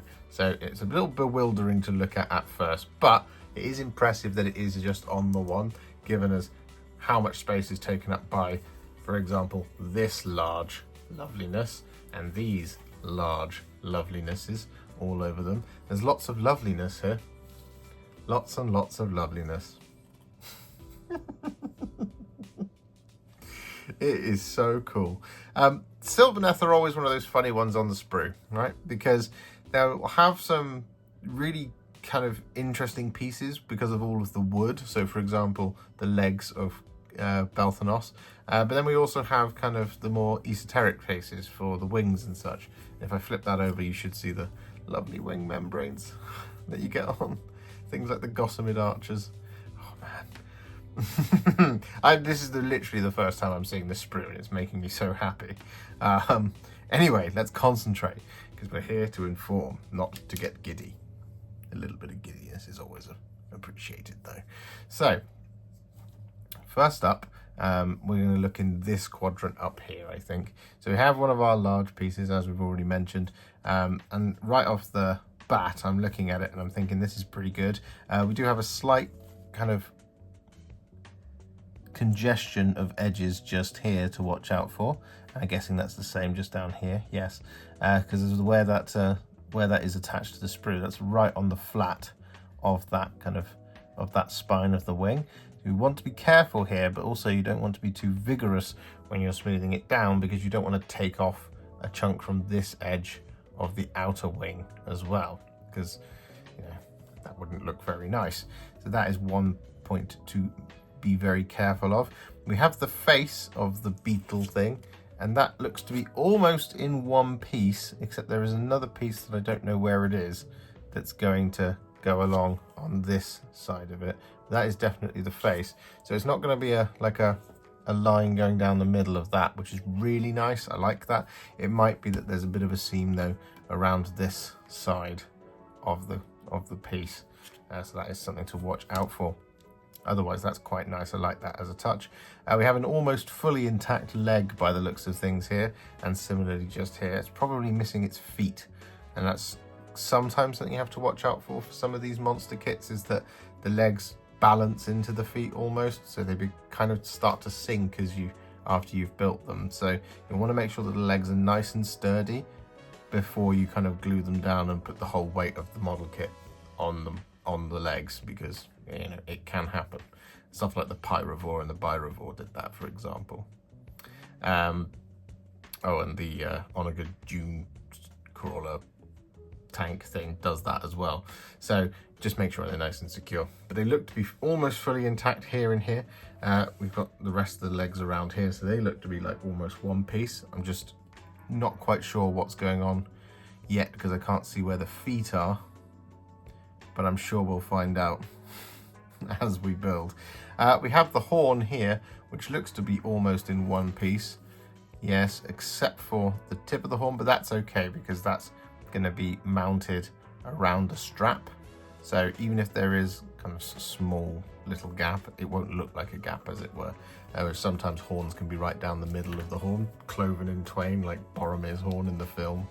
But that one's a fully intact piece, which is really great. We have some spindly little branchy bits. This will be for the head of Belthanos. I'm almost guaranteed for that. Same for this bit here. You just want to be careful when you're clipping these off, and also when you're smoothing them down. Probably use a mold line remover rather than a knife, because you can end up sort of cutting into those quite thin bits of plastic just around there. I'd recommend clipping here and here before you clip here, here and here, because if you clip down here you can stress the plastic and sometimes snap it, so do watch out around component number 9. Got a nondescript Kurnoth Hunter-esque body just here, and also I think that part is also going to be part of that.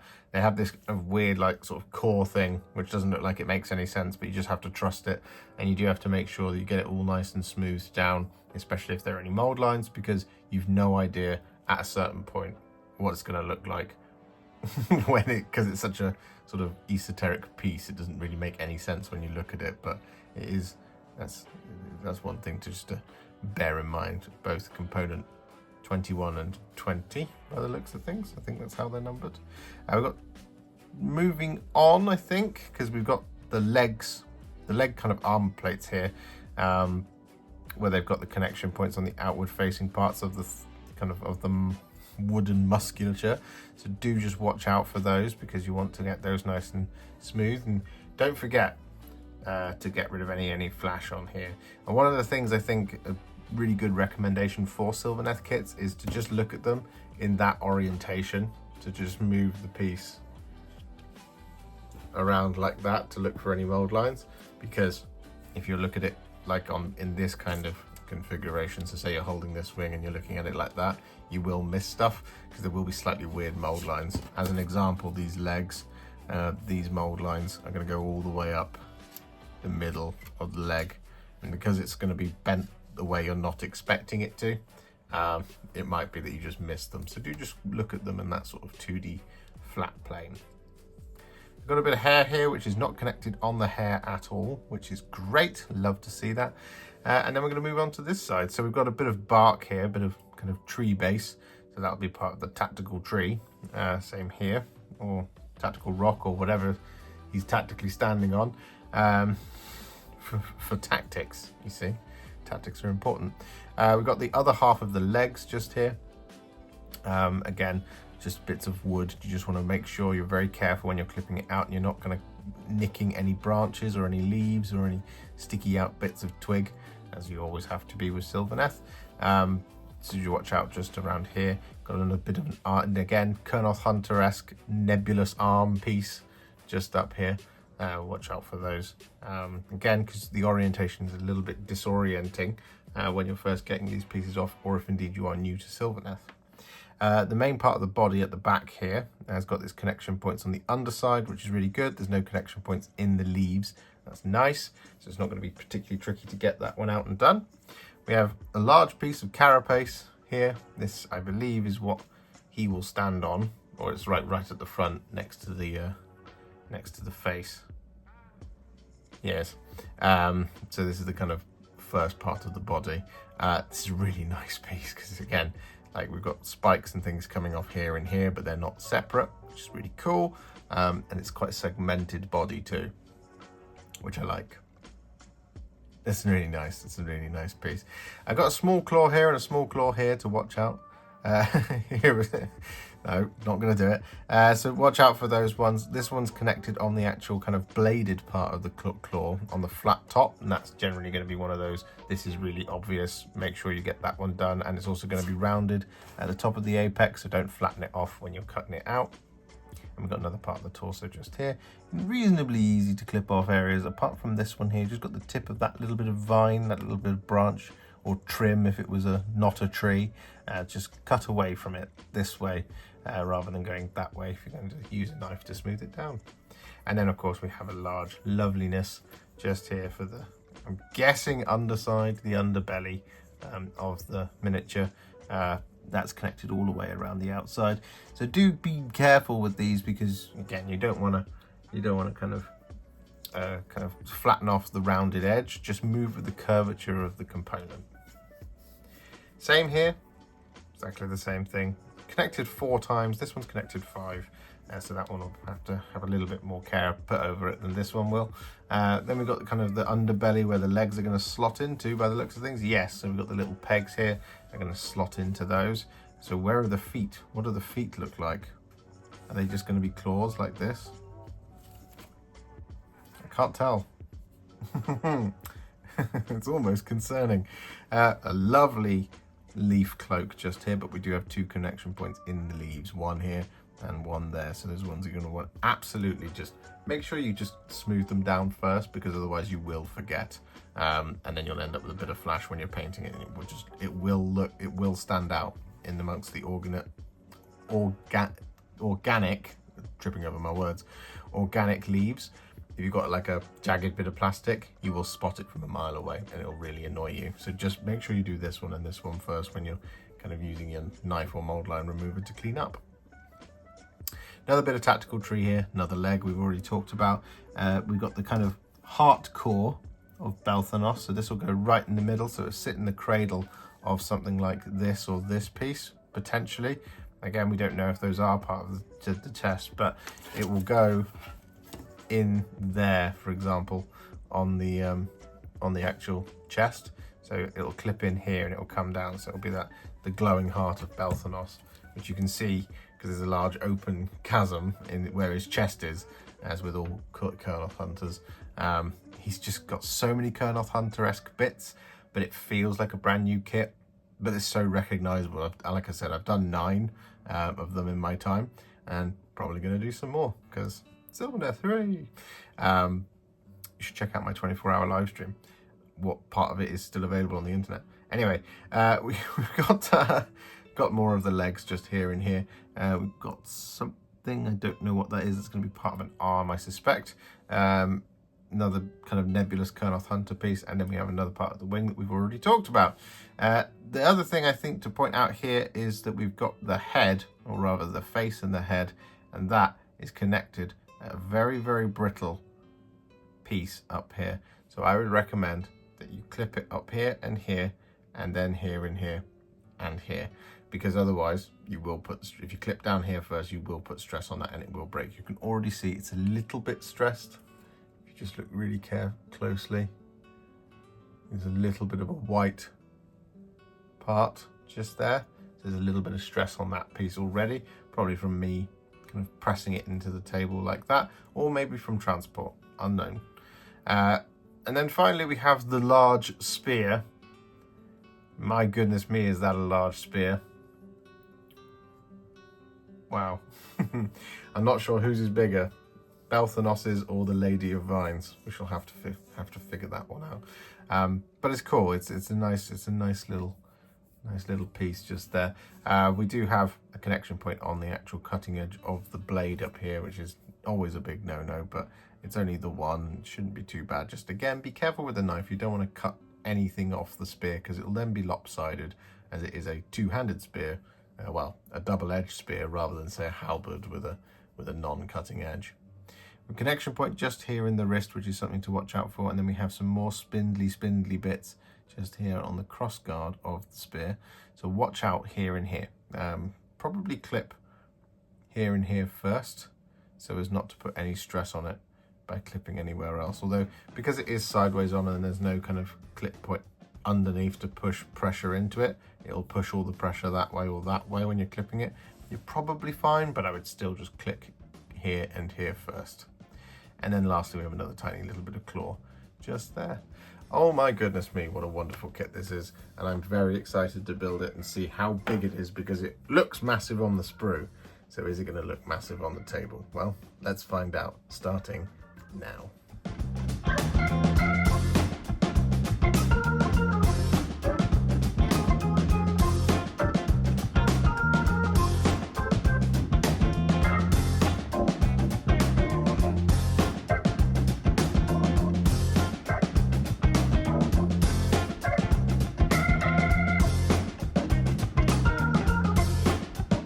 So Belthanos is all built, and it was actually really simple. As Sylvaneth kits go, this is probably one of the easiest to build. Very, very, very cool. Very, very, very big. I like it. I'm very into it. We'll do a comparison Space Marine. As you can see, the Space Marine is somewhat dwarfed by Belthanos, as you would expect. I know I pronounced it differently twice there, but you know, it is what it is. It goes together nice and simply. It mounts on the base quite nicely, especially for something as spindly as these. And it's a really cool miniature. I really like this one. So we're going to continue with the Sylvaneth. And we're not going to look at the instruction manual for these two, because we're just going to look at the sprues because they're quite old. And we're going to go through them pretty quickly here. What we have next up is the Kurnoth Hunters. That's what comes in the next part of the booklet. So in order to build those, you will require these 3 sprues just here and this bag of 50mm bases. They're a pretty cool unit, Kurnoth Hunters. They can be taken as battle line in various different combinations, especially in the Heartwood, I think it is. One of them, one of the War Groves lets you take them as battle line. Very good, low model count army. And there's 3 different options that you can build within the kit, although you do only get the instructions on how to build the bows, as far as I can tell. Yep, it is just the bows, so it encourages you to build the bows. The bows are a great option. You just add some really good long-range firepower for your Sylvaneth army, which you don't have a lot of in the Sylvaneth. But the scythes are also excellent, and the swords are also excellent. Really, the choice is yours. But I'm going to build them with the bows because I've only got 1 unit with bows, and to have another unit with bows is a good idea. Lots and lots of cool shots, plus we can reinforce them for a big block of Kurnoth. It'll be very, very annoying to remove. So you get these 3 sprues, and there's not a lot here. Once you've built Belthanos, there's not a lot here that should be surprising at all.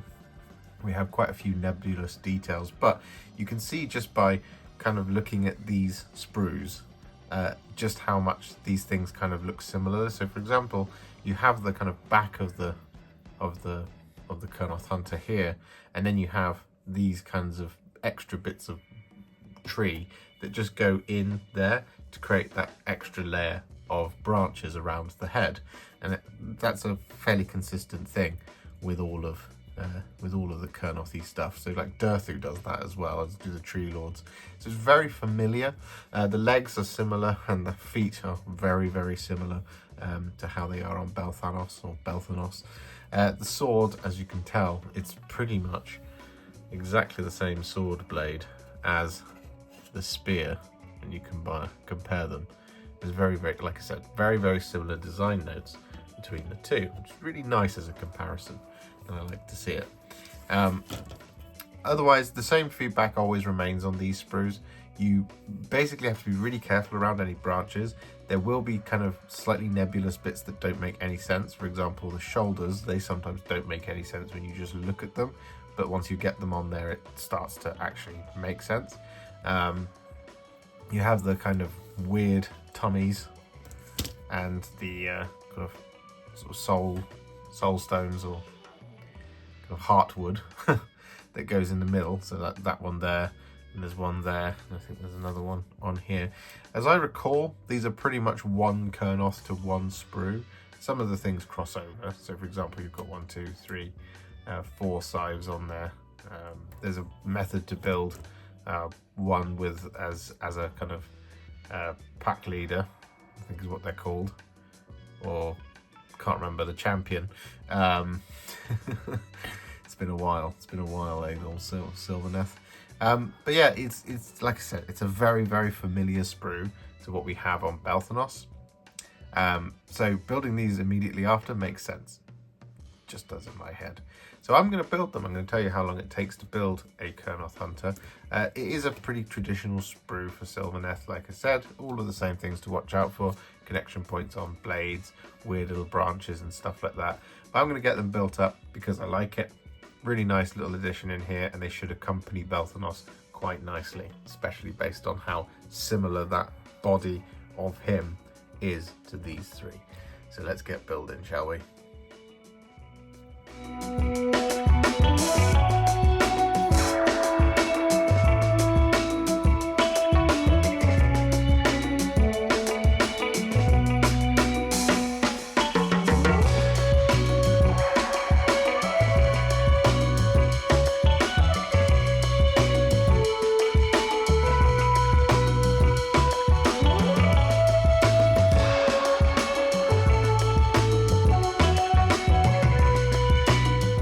Kurnoth Hunters are a proper classic for me. I really love them. They're one of the things that really inspired my Sylvaneth army. And, well, they're all built now. So, we're now going to pop them to one side, alongside Belthanos, because we've got one more thing to build from the Blades of Belthanos, and that is the Revenant Seekers. Here they are. Now, this is a dual kit once again in the Revenant Seekers. Same amount of sprues as the Kurnoth Hunters. And you can build the Spite Rider Lancers from this kit as well, which is why we've got all the spears and things. But the book does give you the instructions only for the Revenant Seekers, so that's what we're going to build. Although both options are, again, really, really good, just like with the Kurnoth Hunters. Spears, not spears, Kurnoth Hunters have bows, scythes and swords, whereas these guys have spears and sickles, I believe. There's a sickle, there's a sickle, there's another sickle here somewhere. Can't see it. Don't know. But again, this is another old kit, so Sylvaneth fans, you'll be fairly aware of this one. It came out, it's not too old, it's about the same age as the Gossamer Archers and the Lady of Vines. It's not an OG Sylvaneth kit. This came out in their kind of relaunch, as it were, in 3rd edition with their battle tome. But here we have the kit. Now, I've not built these before, but they once again seem to be laid out in the same way as the Kurnoth Hunters, model, and model. At least looking at it, we've got consistent components across each sprue, which is really nice. I really like that as a pathway for building models. It just means grab your one sprue and on the page you're on, you're good to go, which is lovely. Makes it nice and easy for me to do. It looks pretty cool. We've got the similar components here to Belthanos, so it's a really interesting way of kind of combining the aesthetics of a more classical, older kit in the form of the Kurnoth Hunters and the newer Revenant Seekers.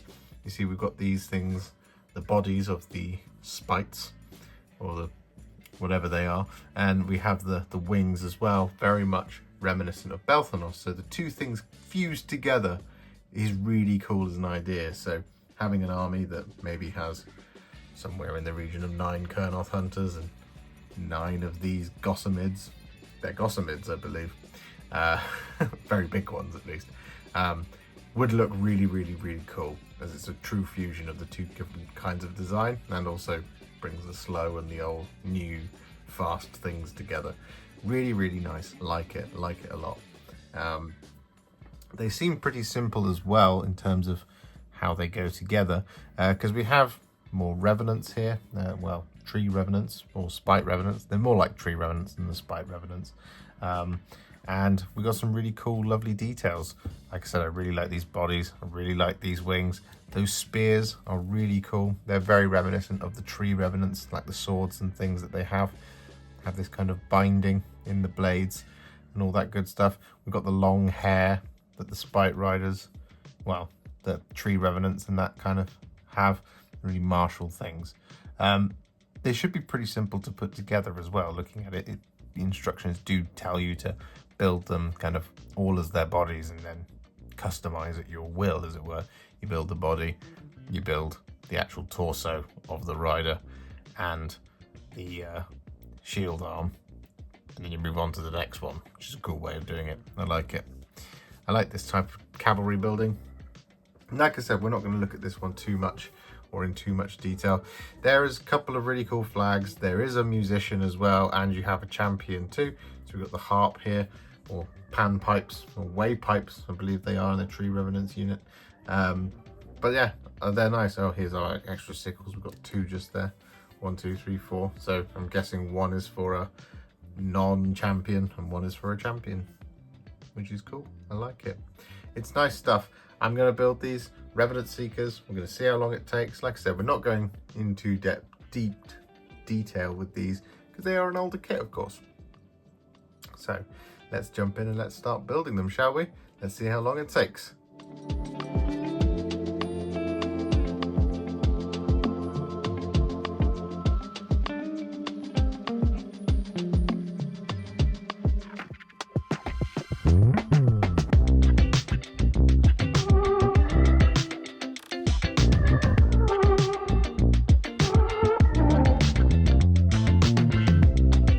Our Sylvaneth are all built, which means we move on to the best of the best. The cream of the crop.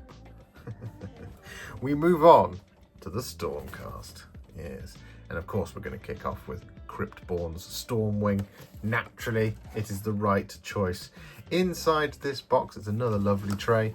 We get quite a weighty instruction manual for only 3 models, but they're quite weighty models. We get 1 and 2 flight stands. These are for our Stormdrake guard. We get 1 sprue, which I don't recognise, so that's Ionus. And we get another sprue, which I don't recognise, which is Ionus. So 2 sprues, but technically 3, because it's a big one, halved, rather than Belthanos. And then Stormdrake guard.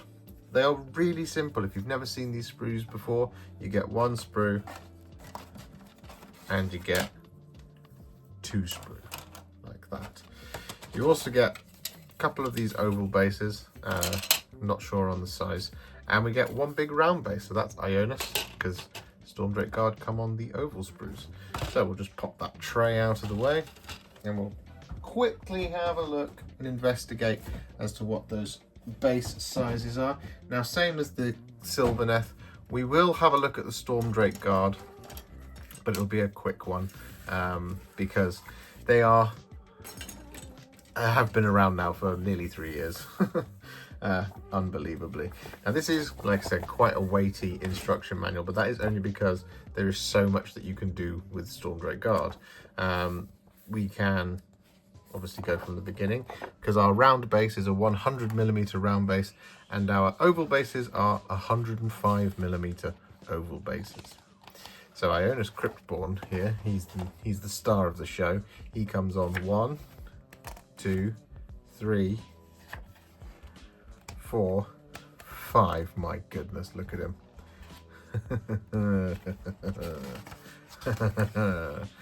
Just the 5 pages for him as well. So a reasonably simple build based on the page amount. In terms of the amount of components, I see a 46 here. I see a 48 there. Maybe he's only 48 components. Only. There's still quite a few components. It's not tons though. It is interesting. Anyway, the 48 components seems to be what we're going to go with, so 48 components it is. Stormdrake guard, they are a fun one, because you basically build out the wings like this, and then they go in whatever combination you like on whichever dragon you want to put them on. So this one is going to give us the instructions to build the Stormdrake Prime. So this is 1 with a lance. Oh, it's just 1 with a lance that they're giving us the option for. Oh, but we do have a sword in here as well. I mean, it is the basic kit, so it's always going to have it. It's just whether or not it has the instructions to tell you to do that. Again, we have another sword just here on this version of a Stormdrake, because I think this is just your normal Stormdrake Guardsman, and I think that's your other normal Stormdrake Guardsman. So what's not included in this set of instructions is the instructions for building the Knight Draconis, which is the other thing you can build out of the Stormdrake Guard set, which is the character version of the dragon. But obviously doesn't want you to do that, because this is intended for Stormdrake Guard. The lances are sick. I love them. I think they look fantastic, but the swords also look pretty cool, very knightly. Not to say that the lances aren't very knightly, they are, but they are. Stormdrake Guard are just a really simple and lovely experience to build, and they don't take too long.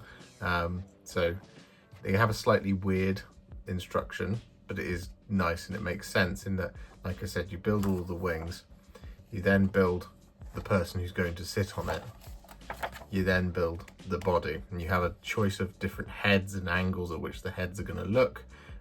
Different kind of, it starts here at the neck, and then you have the heads itself, both open and closed mouth. There's tons and tons of customization and options here where you can just get loads of different unique looking Stormdrake Guard. And indeed, you don't have to, the wings do fit. I don't often think it works, but I've seen it work really well. It's not really my preference, but you can do the 1 uppy wing and the 1 downy wing on both of them, so you get these kind of swooping through dragons as well. It's that kind of versatile of a kit. There we go. So that's where the stoppage is there to build again another Stormdrake Prime or just your normal Stormdrake Guard. There we go.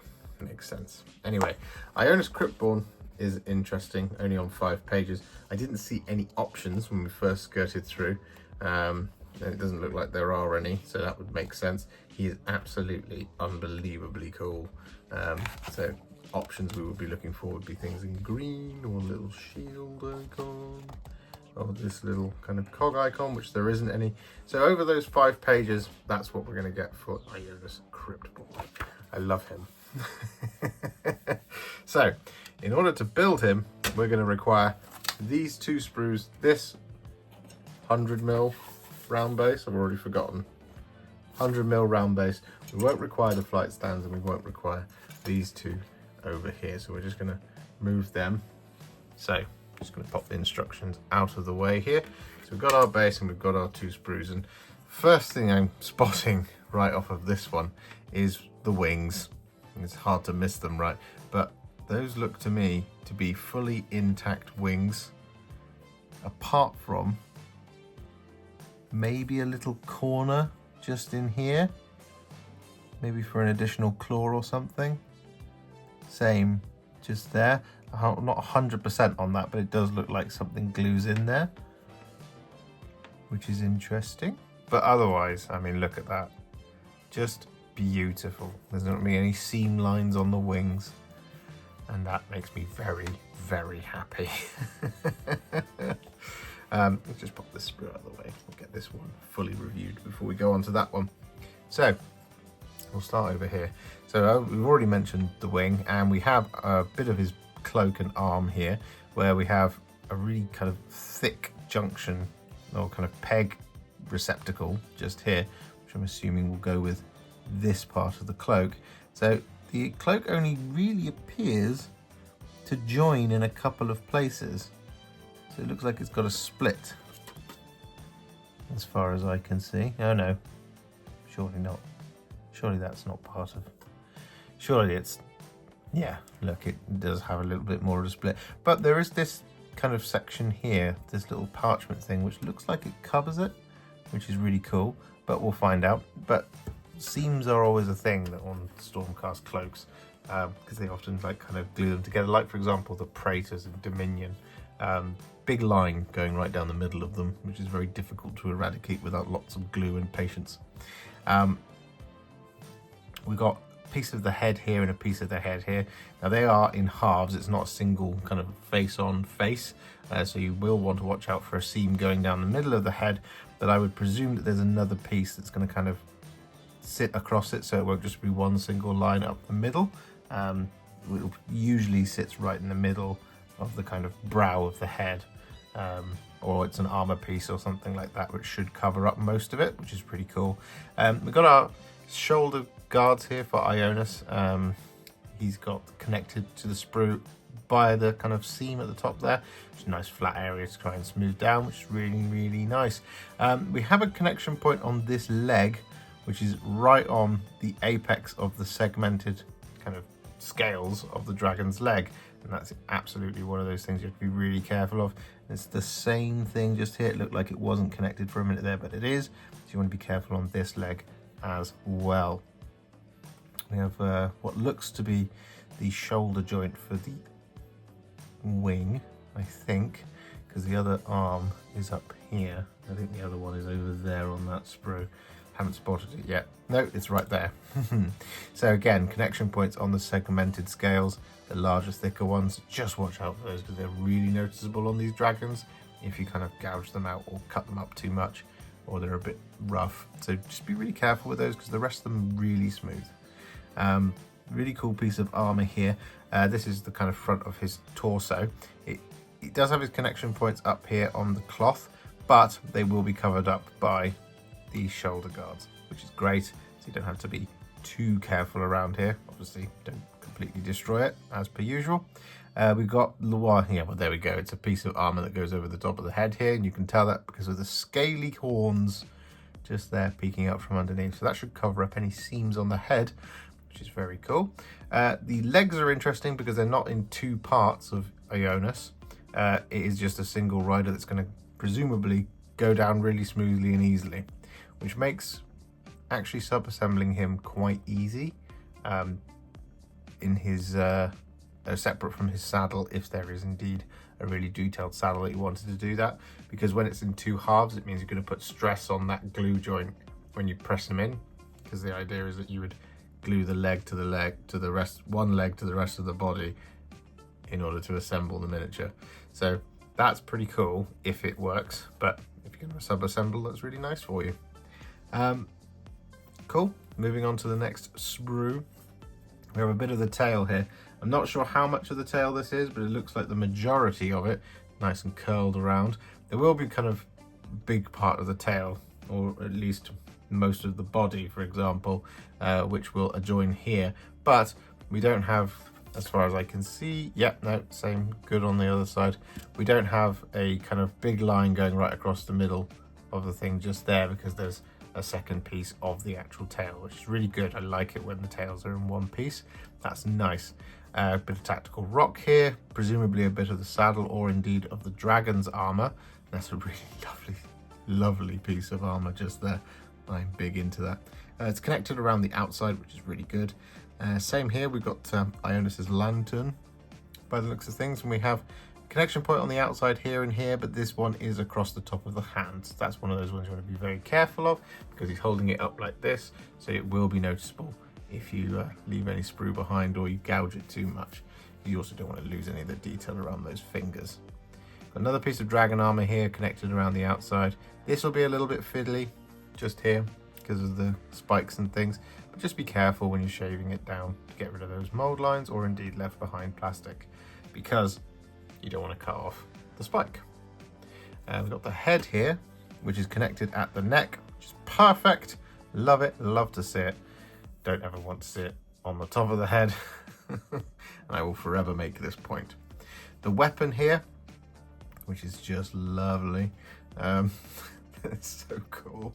Kind of like what a Crozius ought to look like, really, with the spikes and everything. But we have a connection point just here on the banner, or at least the flag. I think it's probably Sigmarite script. Yes, it is. You just want to watch out there because you want to get that nice and smooth. And it'll be the same just here on this corner, because again, if you cut too much into that, it will gouge it, and it needs to be nice and soft, papery detail. We have a little claw here, which will go onto one of the feet or arms. One of the feet or arms. I guess they're all kind of feet.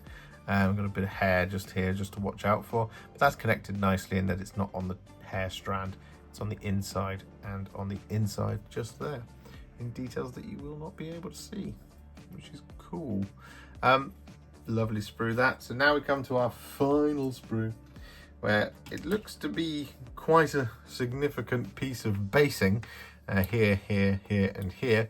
So, you know, that's always just kind of quite easy to deal with. It will be around the base of the outside and generally in the areas that you're going to connect it to the rest of the base. But occasionally when you get it up into the actual rocks and stuff up here, just be a little bit careful when you're smoothing it down. But ultimately, if there's any plastic left behind, it's okay because it's terrain. Shouldn't be too noticeable if you're a bit gougy with it as well, if you kind of press too hard with your knife. The body, however, you do want to be really careful with, especially on a big finger like that. Just be really careful around this little joint, because it's easy to kind of smooth too much into the scales, and it becomes kind of a bit of a smooth area, and you don't want that to happen on those kind of bits, because they're really, really detailed, these scaly bits. Same for this finger over here. We've got a sort of quite esoteric area of dragon skin, which is detailed on both sides, so I'm not quite sure what that's for yet, but we will of course find out eventually. Otherwise, this bit and this bit, similar feedback to the legs. Got that connection point on the apex of the armor, well, big thick scales, and same here on the big thick scale up there. And then we've got that bit there, which will be absolutely just covered up by Ionus's bum. We've got a connection point here, which is right in the joint of where the rest of the body / head will be, and same here on the underside of the soft belly of the flesh, and just here along that edge of that armor. So this is really, really, really nice sprue. It's nice to see that Stormdrake Guard have not lost their touch. Well, this is Ionus Cryptborn, but designing dragon kits, Games Workshop is still absolutely crushing it. So it is now time for us to build Ionus Cryptborn, and we're going to do it starting now.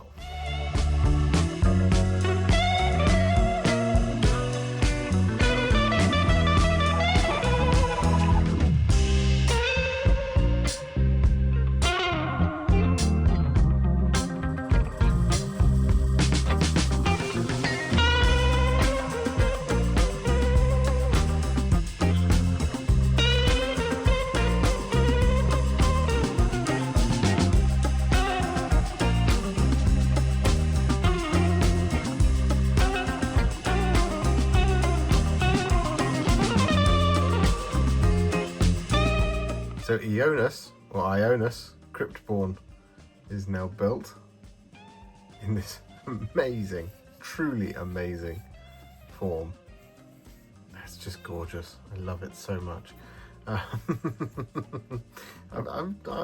not sure which is my favourite yet, but he's built, which means to finish off his Stormwing, we're now going to build the Stormdrake Guard.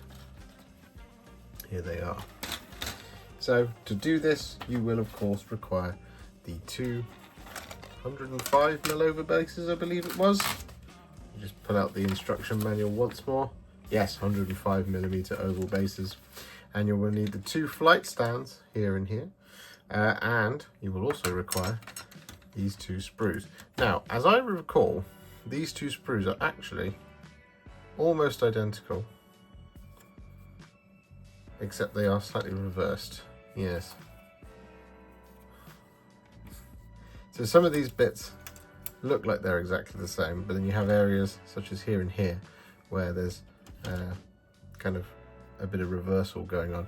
You also have things like the Draconis' cloak here, which you don't get 2 of, which is unfortunate because it's really cool.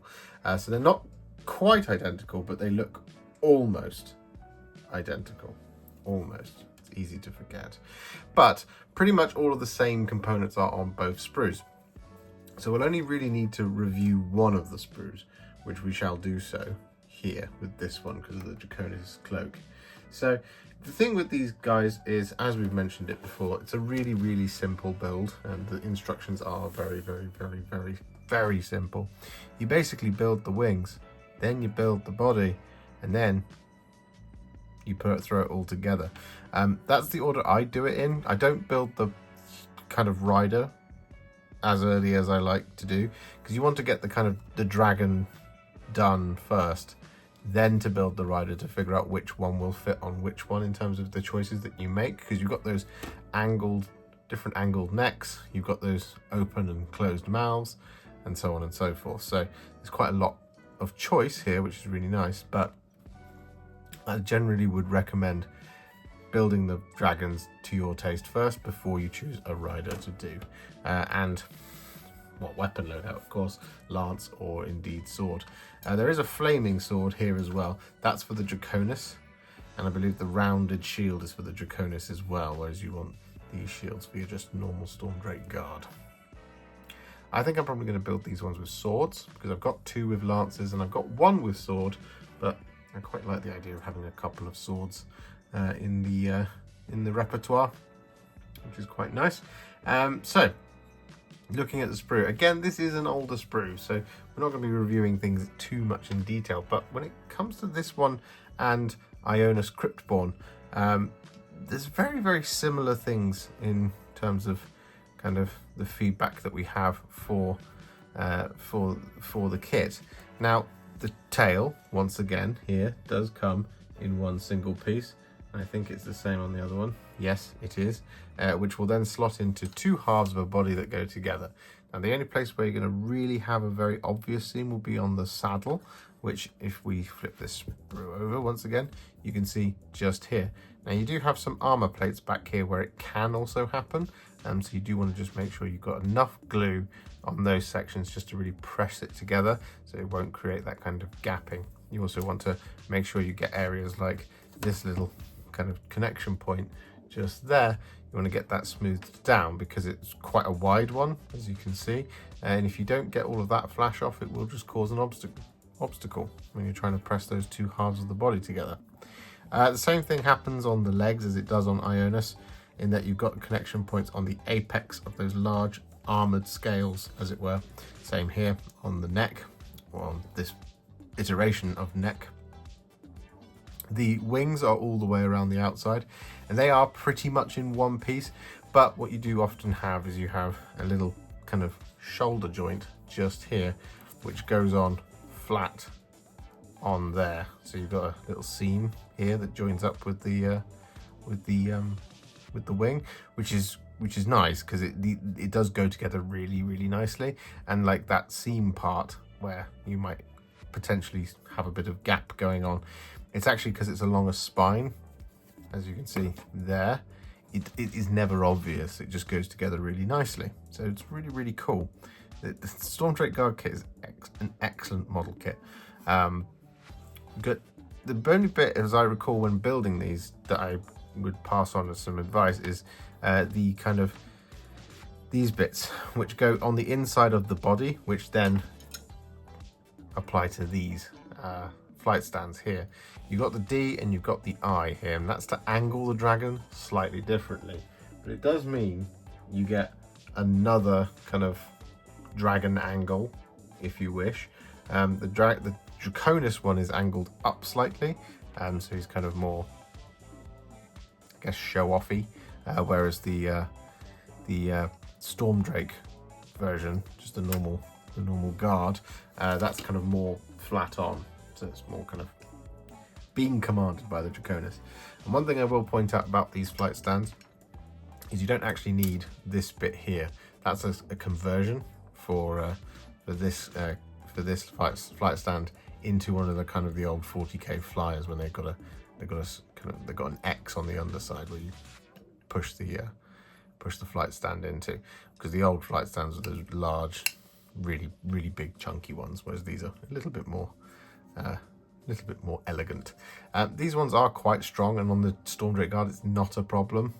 They balance, well, they don't even balance on them. They're not particularly heavy models, so they go on really well, and they don't generally tend to fall off, because it's, as long as you don't take that peg off, that one there, you only want to take this top bit off, which I can't even do with my fingers. Where's my clippers? Don't know. They're here.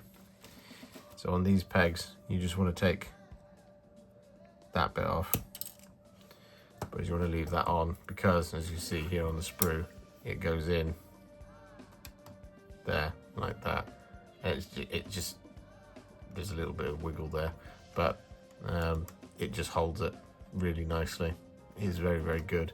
And then you've got the kind of rest of the joint around it when you put these in, because it's on the underside of the belly here. It holds the whole thing in place. It's just a really sturdy flight stand. Very nice. If you like flight stands. You might hate flight stands, in which case ignore me. But the sprues are really nice. We have the legs on that kind of 2D facing, so the knee is facing along the side of the sprue for printing, which means you may have a mold line that runs across the facing of the leg and across the back, so you do want to watch out for that on these two. But the heads here are connected at the neck, which is fabulous, and we've got a bare head here that's also connected at the neck, which is also fabulous. Really like it. Yeah, it's just a really nice kit, and if you haven't built Stormdrake Guard before, you will really enjoy this one. So I'm going to jump in and I'm going to build one, because I haven't for a while, and it'd be interesting to see how long it takes, and if they are as good as I remember them being.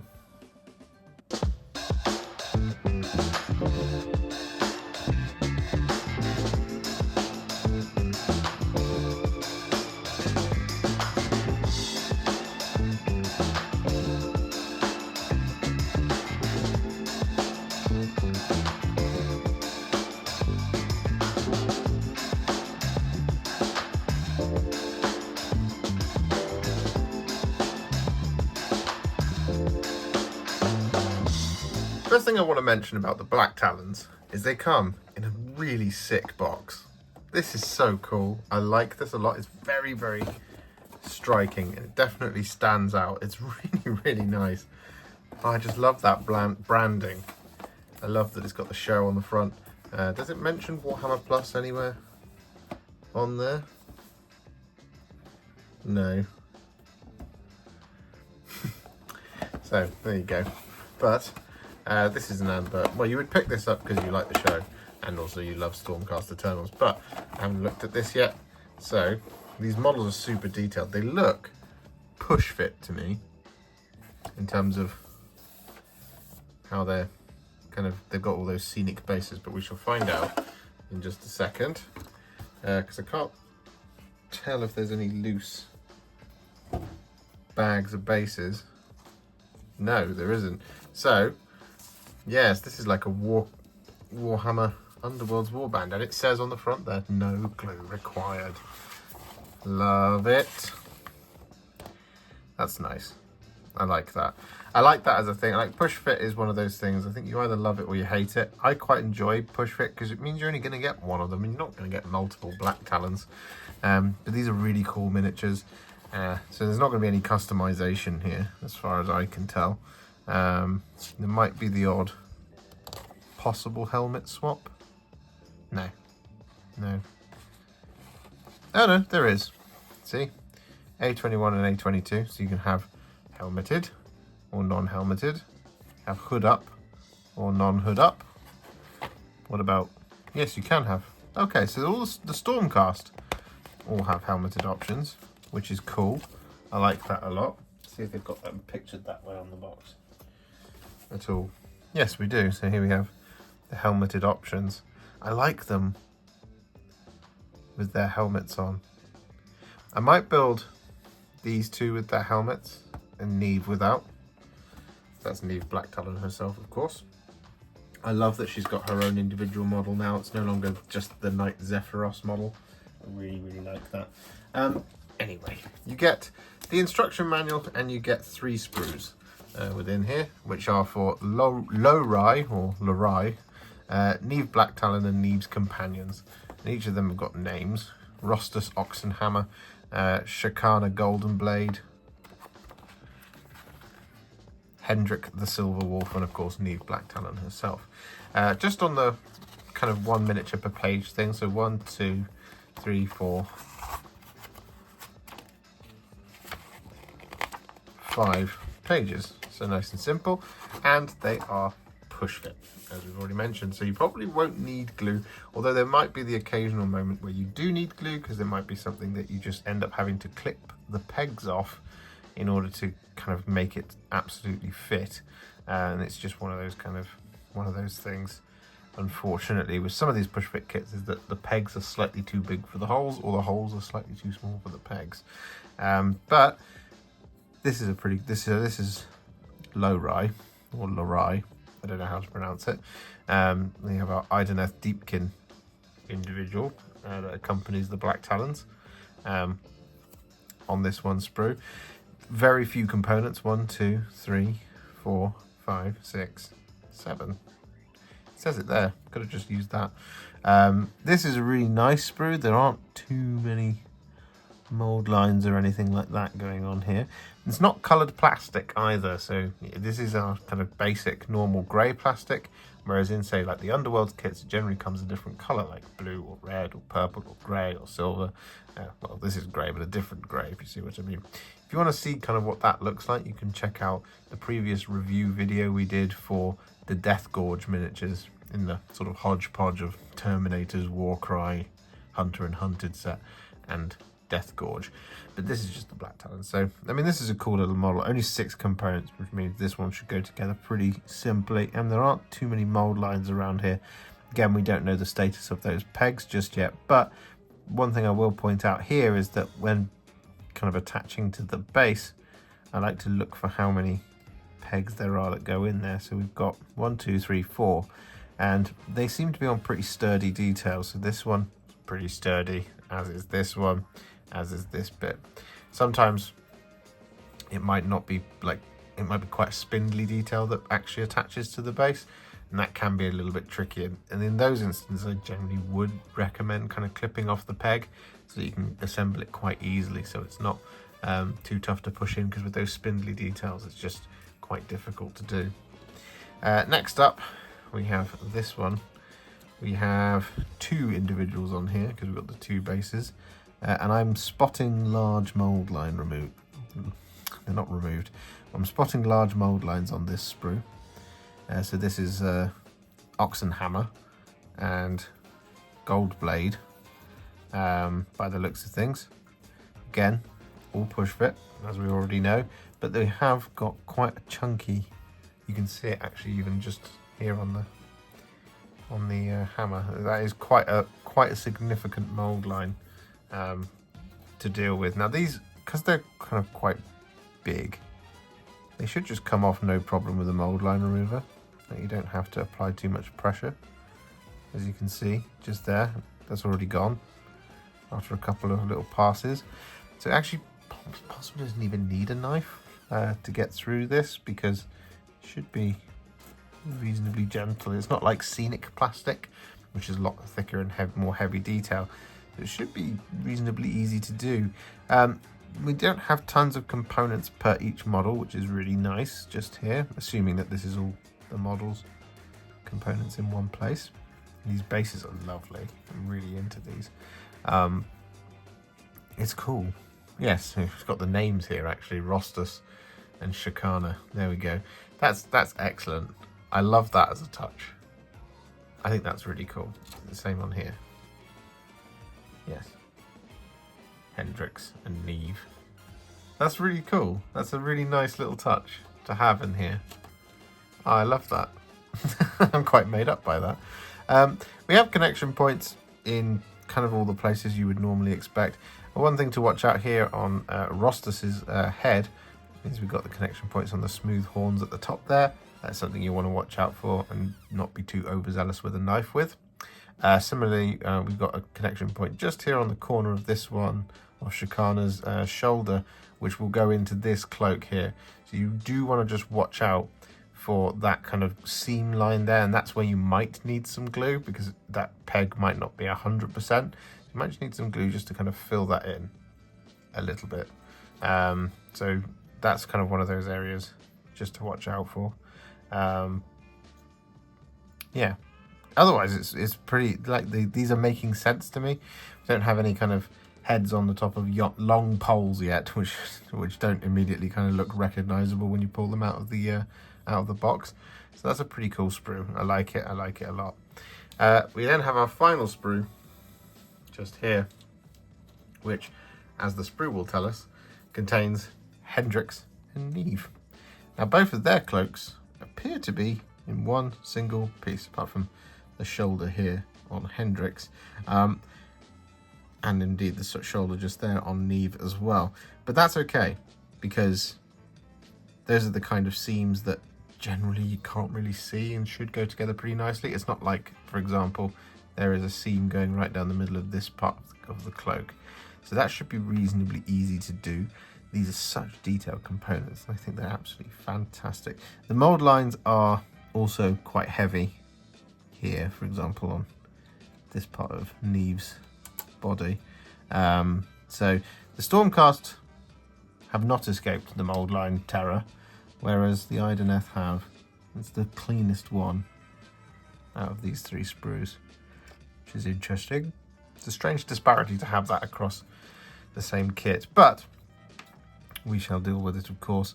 I'm just excited because this is a really nice kit, and I really love the characters, and I love how characterful Stormcast are getting now, especially with things like the Quest of Soulsworn and the Blacktalons. As I think together on the battlefield, they'll look absolutely fantastic.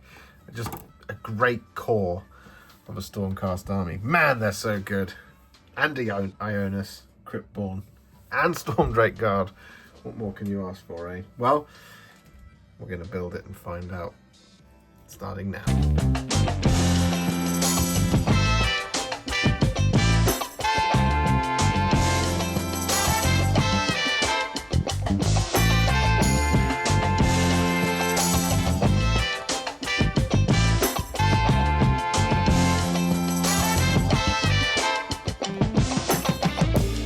Oh boy, that's a lot of models. It's a lot of building. My fingers were very tired after all of that. Now, I bet you're all wondering out there, did he manage to paint it all? Well, no. But what I did manage to get done was some of my favorites here. So, why not check them out? First up, we have the Blacktalons, of course. All 5 of them are just absolutely stunning Stormcast Eternals, and I absolutely love this unit. Then we have the Fusil-Major on Ogor Warhulk. He has been done and dusted, a really popular one this, and quite a lot of fun and quick to do. And then, of course, we have Ionus Cryptborn, the man himself, atop his dragon. He is quite a large undertaking, but we have another large undertaking in the form of Belthanos. Naturally, here he is, the first Thorn of Kurnoth, looking fantastic. And lastly, we have Tahlia Vedra, the Lioness of the Parch. All done and dusted for your viewing pleasure very soon. See, I did all the big stuff. That took most of my time. But I did my favourites as well in the Blacktalons. Oh, they're so pretty. So let's talk about them, shall we? Let's do this faction by faction. So we'll start with the Cities of Sigmar. Now, as a set of kits, Cities of Sigmar has been incredibly impressive so far. There's a lot of stuff. If we add in the Freeguild Marshal with Relic Envoy, the Magic Man with the Angry Bucket, whose name escapes me right now, and we add in the Cavaliers and the Steel Helms as well, that gives us 4, 5, 6, 7, 8, 9, 10, 11 near as damn it kits for Cities of Sigmar, which is a huge amount of stuff to completely redo a faction. And I feel like they've pretty much nailed it right on the head here with the humans. In terms of the way they look, absolutely spectacular. I feel like this is a perfect start for Cities of Sigmar. I would like to see the Dwarden get something, the Elves get something, various other little kind of factions that make up a kind of true coalition of the folks that live in the Cities of Sigmar. That would be really, really nice, but I don't feel like I'm lacking right now in terms of what is available to me to start a Cities of Sigmar army. In fact, I think it's going to be one of the best looking armies, especially once you have ranked up members of Steel Helms and Fusiliers, backed up with great cannons with a glorious cavalry charge led by a Marshal, and of course Tahlia Vedra.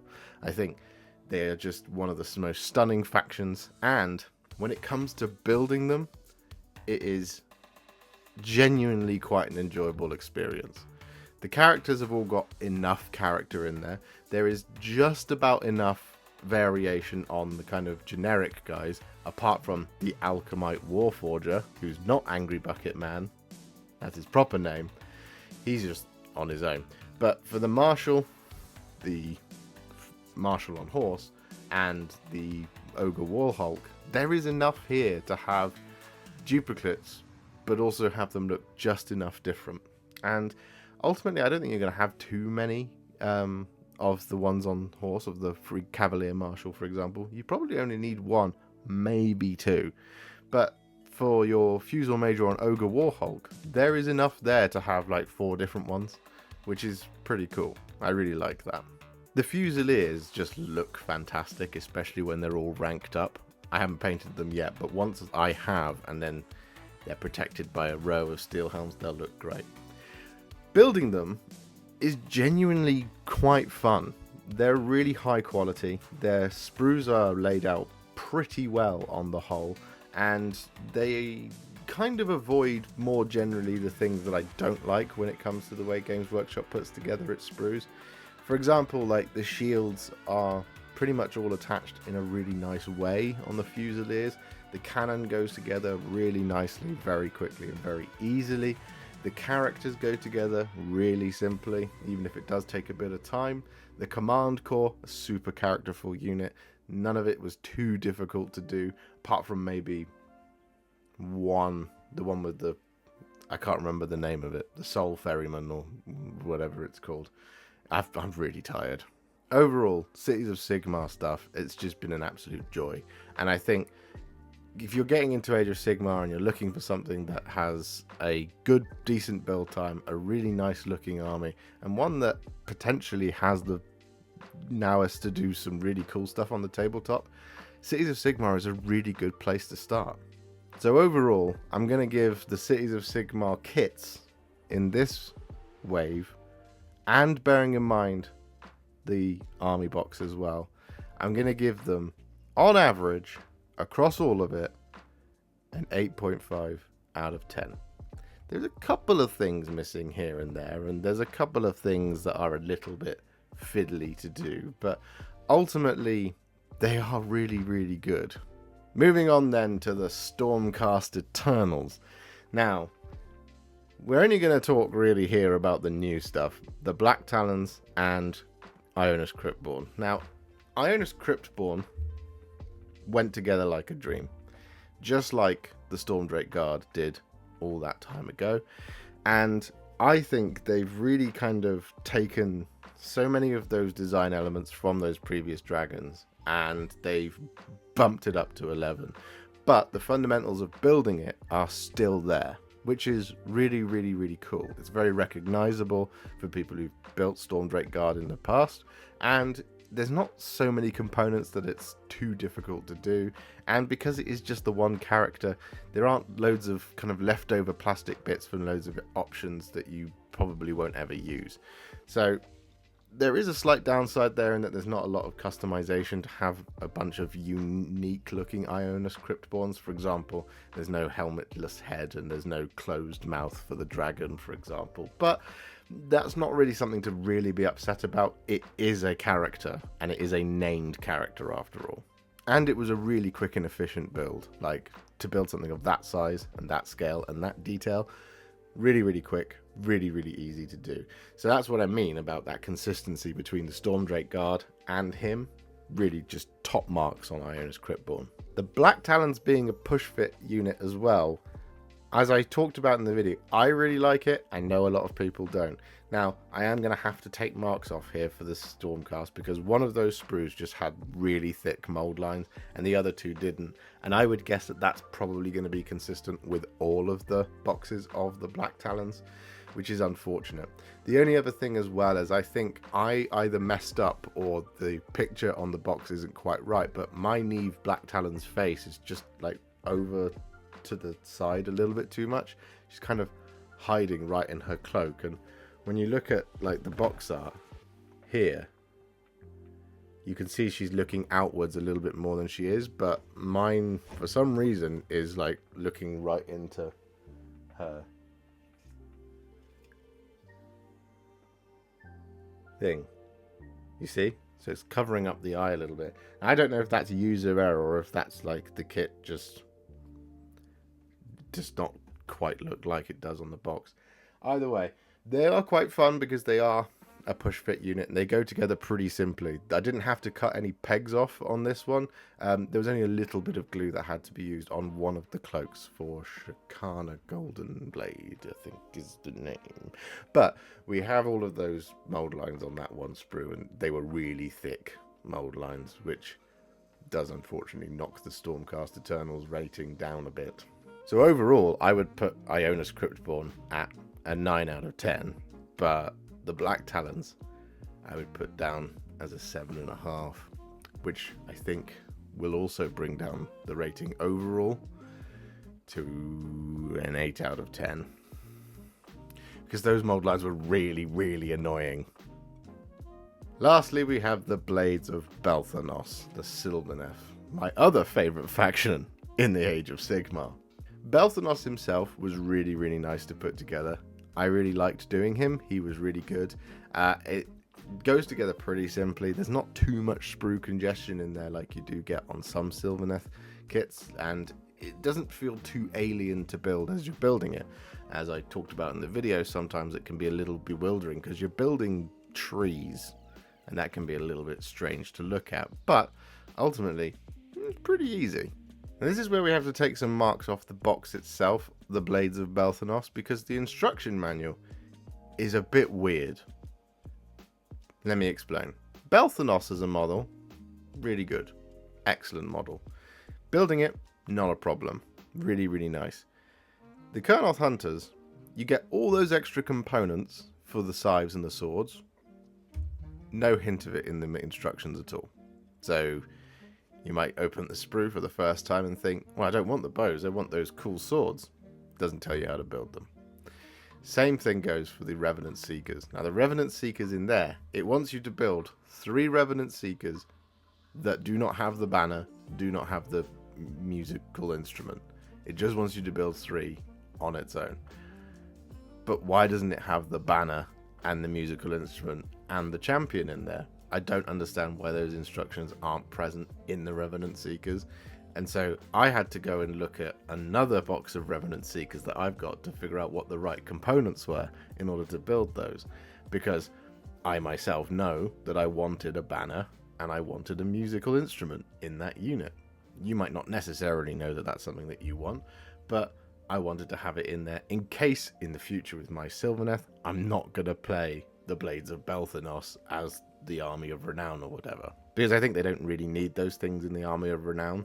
Not really, but if they're going to be using something that isn't that Army of Renown, they will need them. So I feel like there's just a couple of pages missing from that instruction manual. And the same could be said of Cryptborn Stormwing, because it doesn't give you the instructions on how to build the Knight Draconis, but it is what it is. The Knight Draconis is actually pretty easy to figure out, so it's not too much of a criticism for that particular box. But for this one, I feel like there is quite a lot missing from that instruction manual, which is why I'm pointing it out. So ultimately, I think I'm going to have to give the box itself, Blades of Belthanos, a 7 out of 10 for all that lacking detail in there, because there's so much components in there that's really overwhelming, but you'll never learn how to build them unless you already know how to build them. The model itself, though, Blades of Belthanos, yeah, he's easily a 9.5, maybe even a 10. Well, he's never perfect. Nothing ever is. Because there were some little tricky bits. So there you have it. A lot of different ratings for a lot of different kits. Overall, I've had a 10 out of 10 experience the last couple of weeks. Because, as I say, these are 3 of my favoritist factions all at once. Imagine if they dropped Slaves to Darkness at the same time. I don't think my poor little body could have taken it. But to have all 3 of these happen at once, and just to have so much cool stuff all at once, honestly, I've had the best time, and I'm very, very thankful to Games Workshop for sending me all of this stuff early, because, man, I'm a lucky boy. But I hope you've enjoyed this one. It's a really long video, so thank you for staying to the end if you have. And if you have, make sure you hit the subscribe button, because we'll do more of these, of course. And, well, I'll see you all very soon for the next one. Happy wargaming, ladies and gents.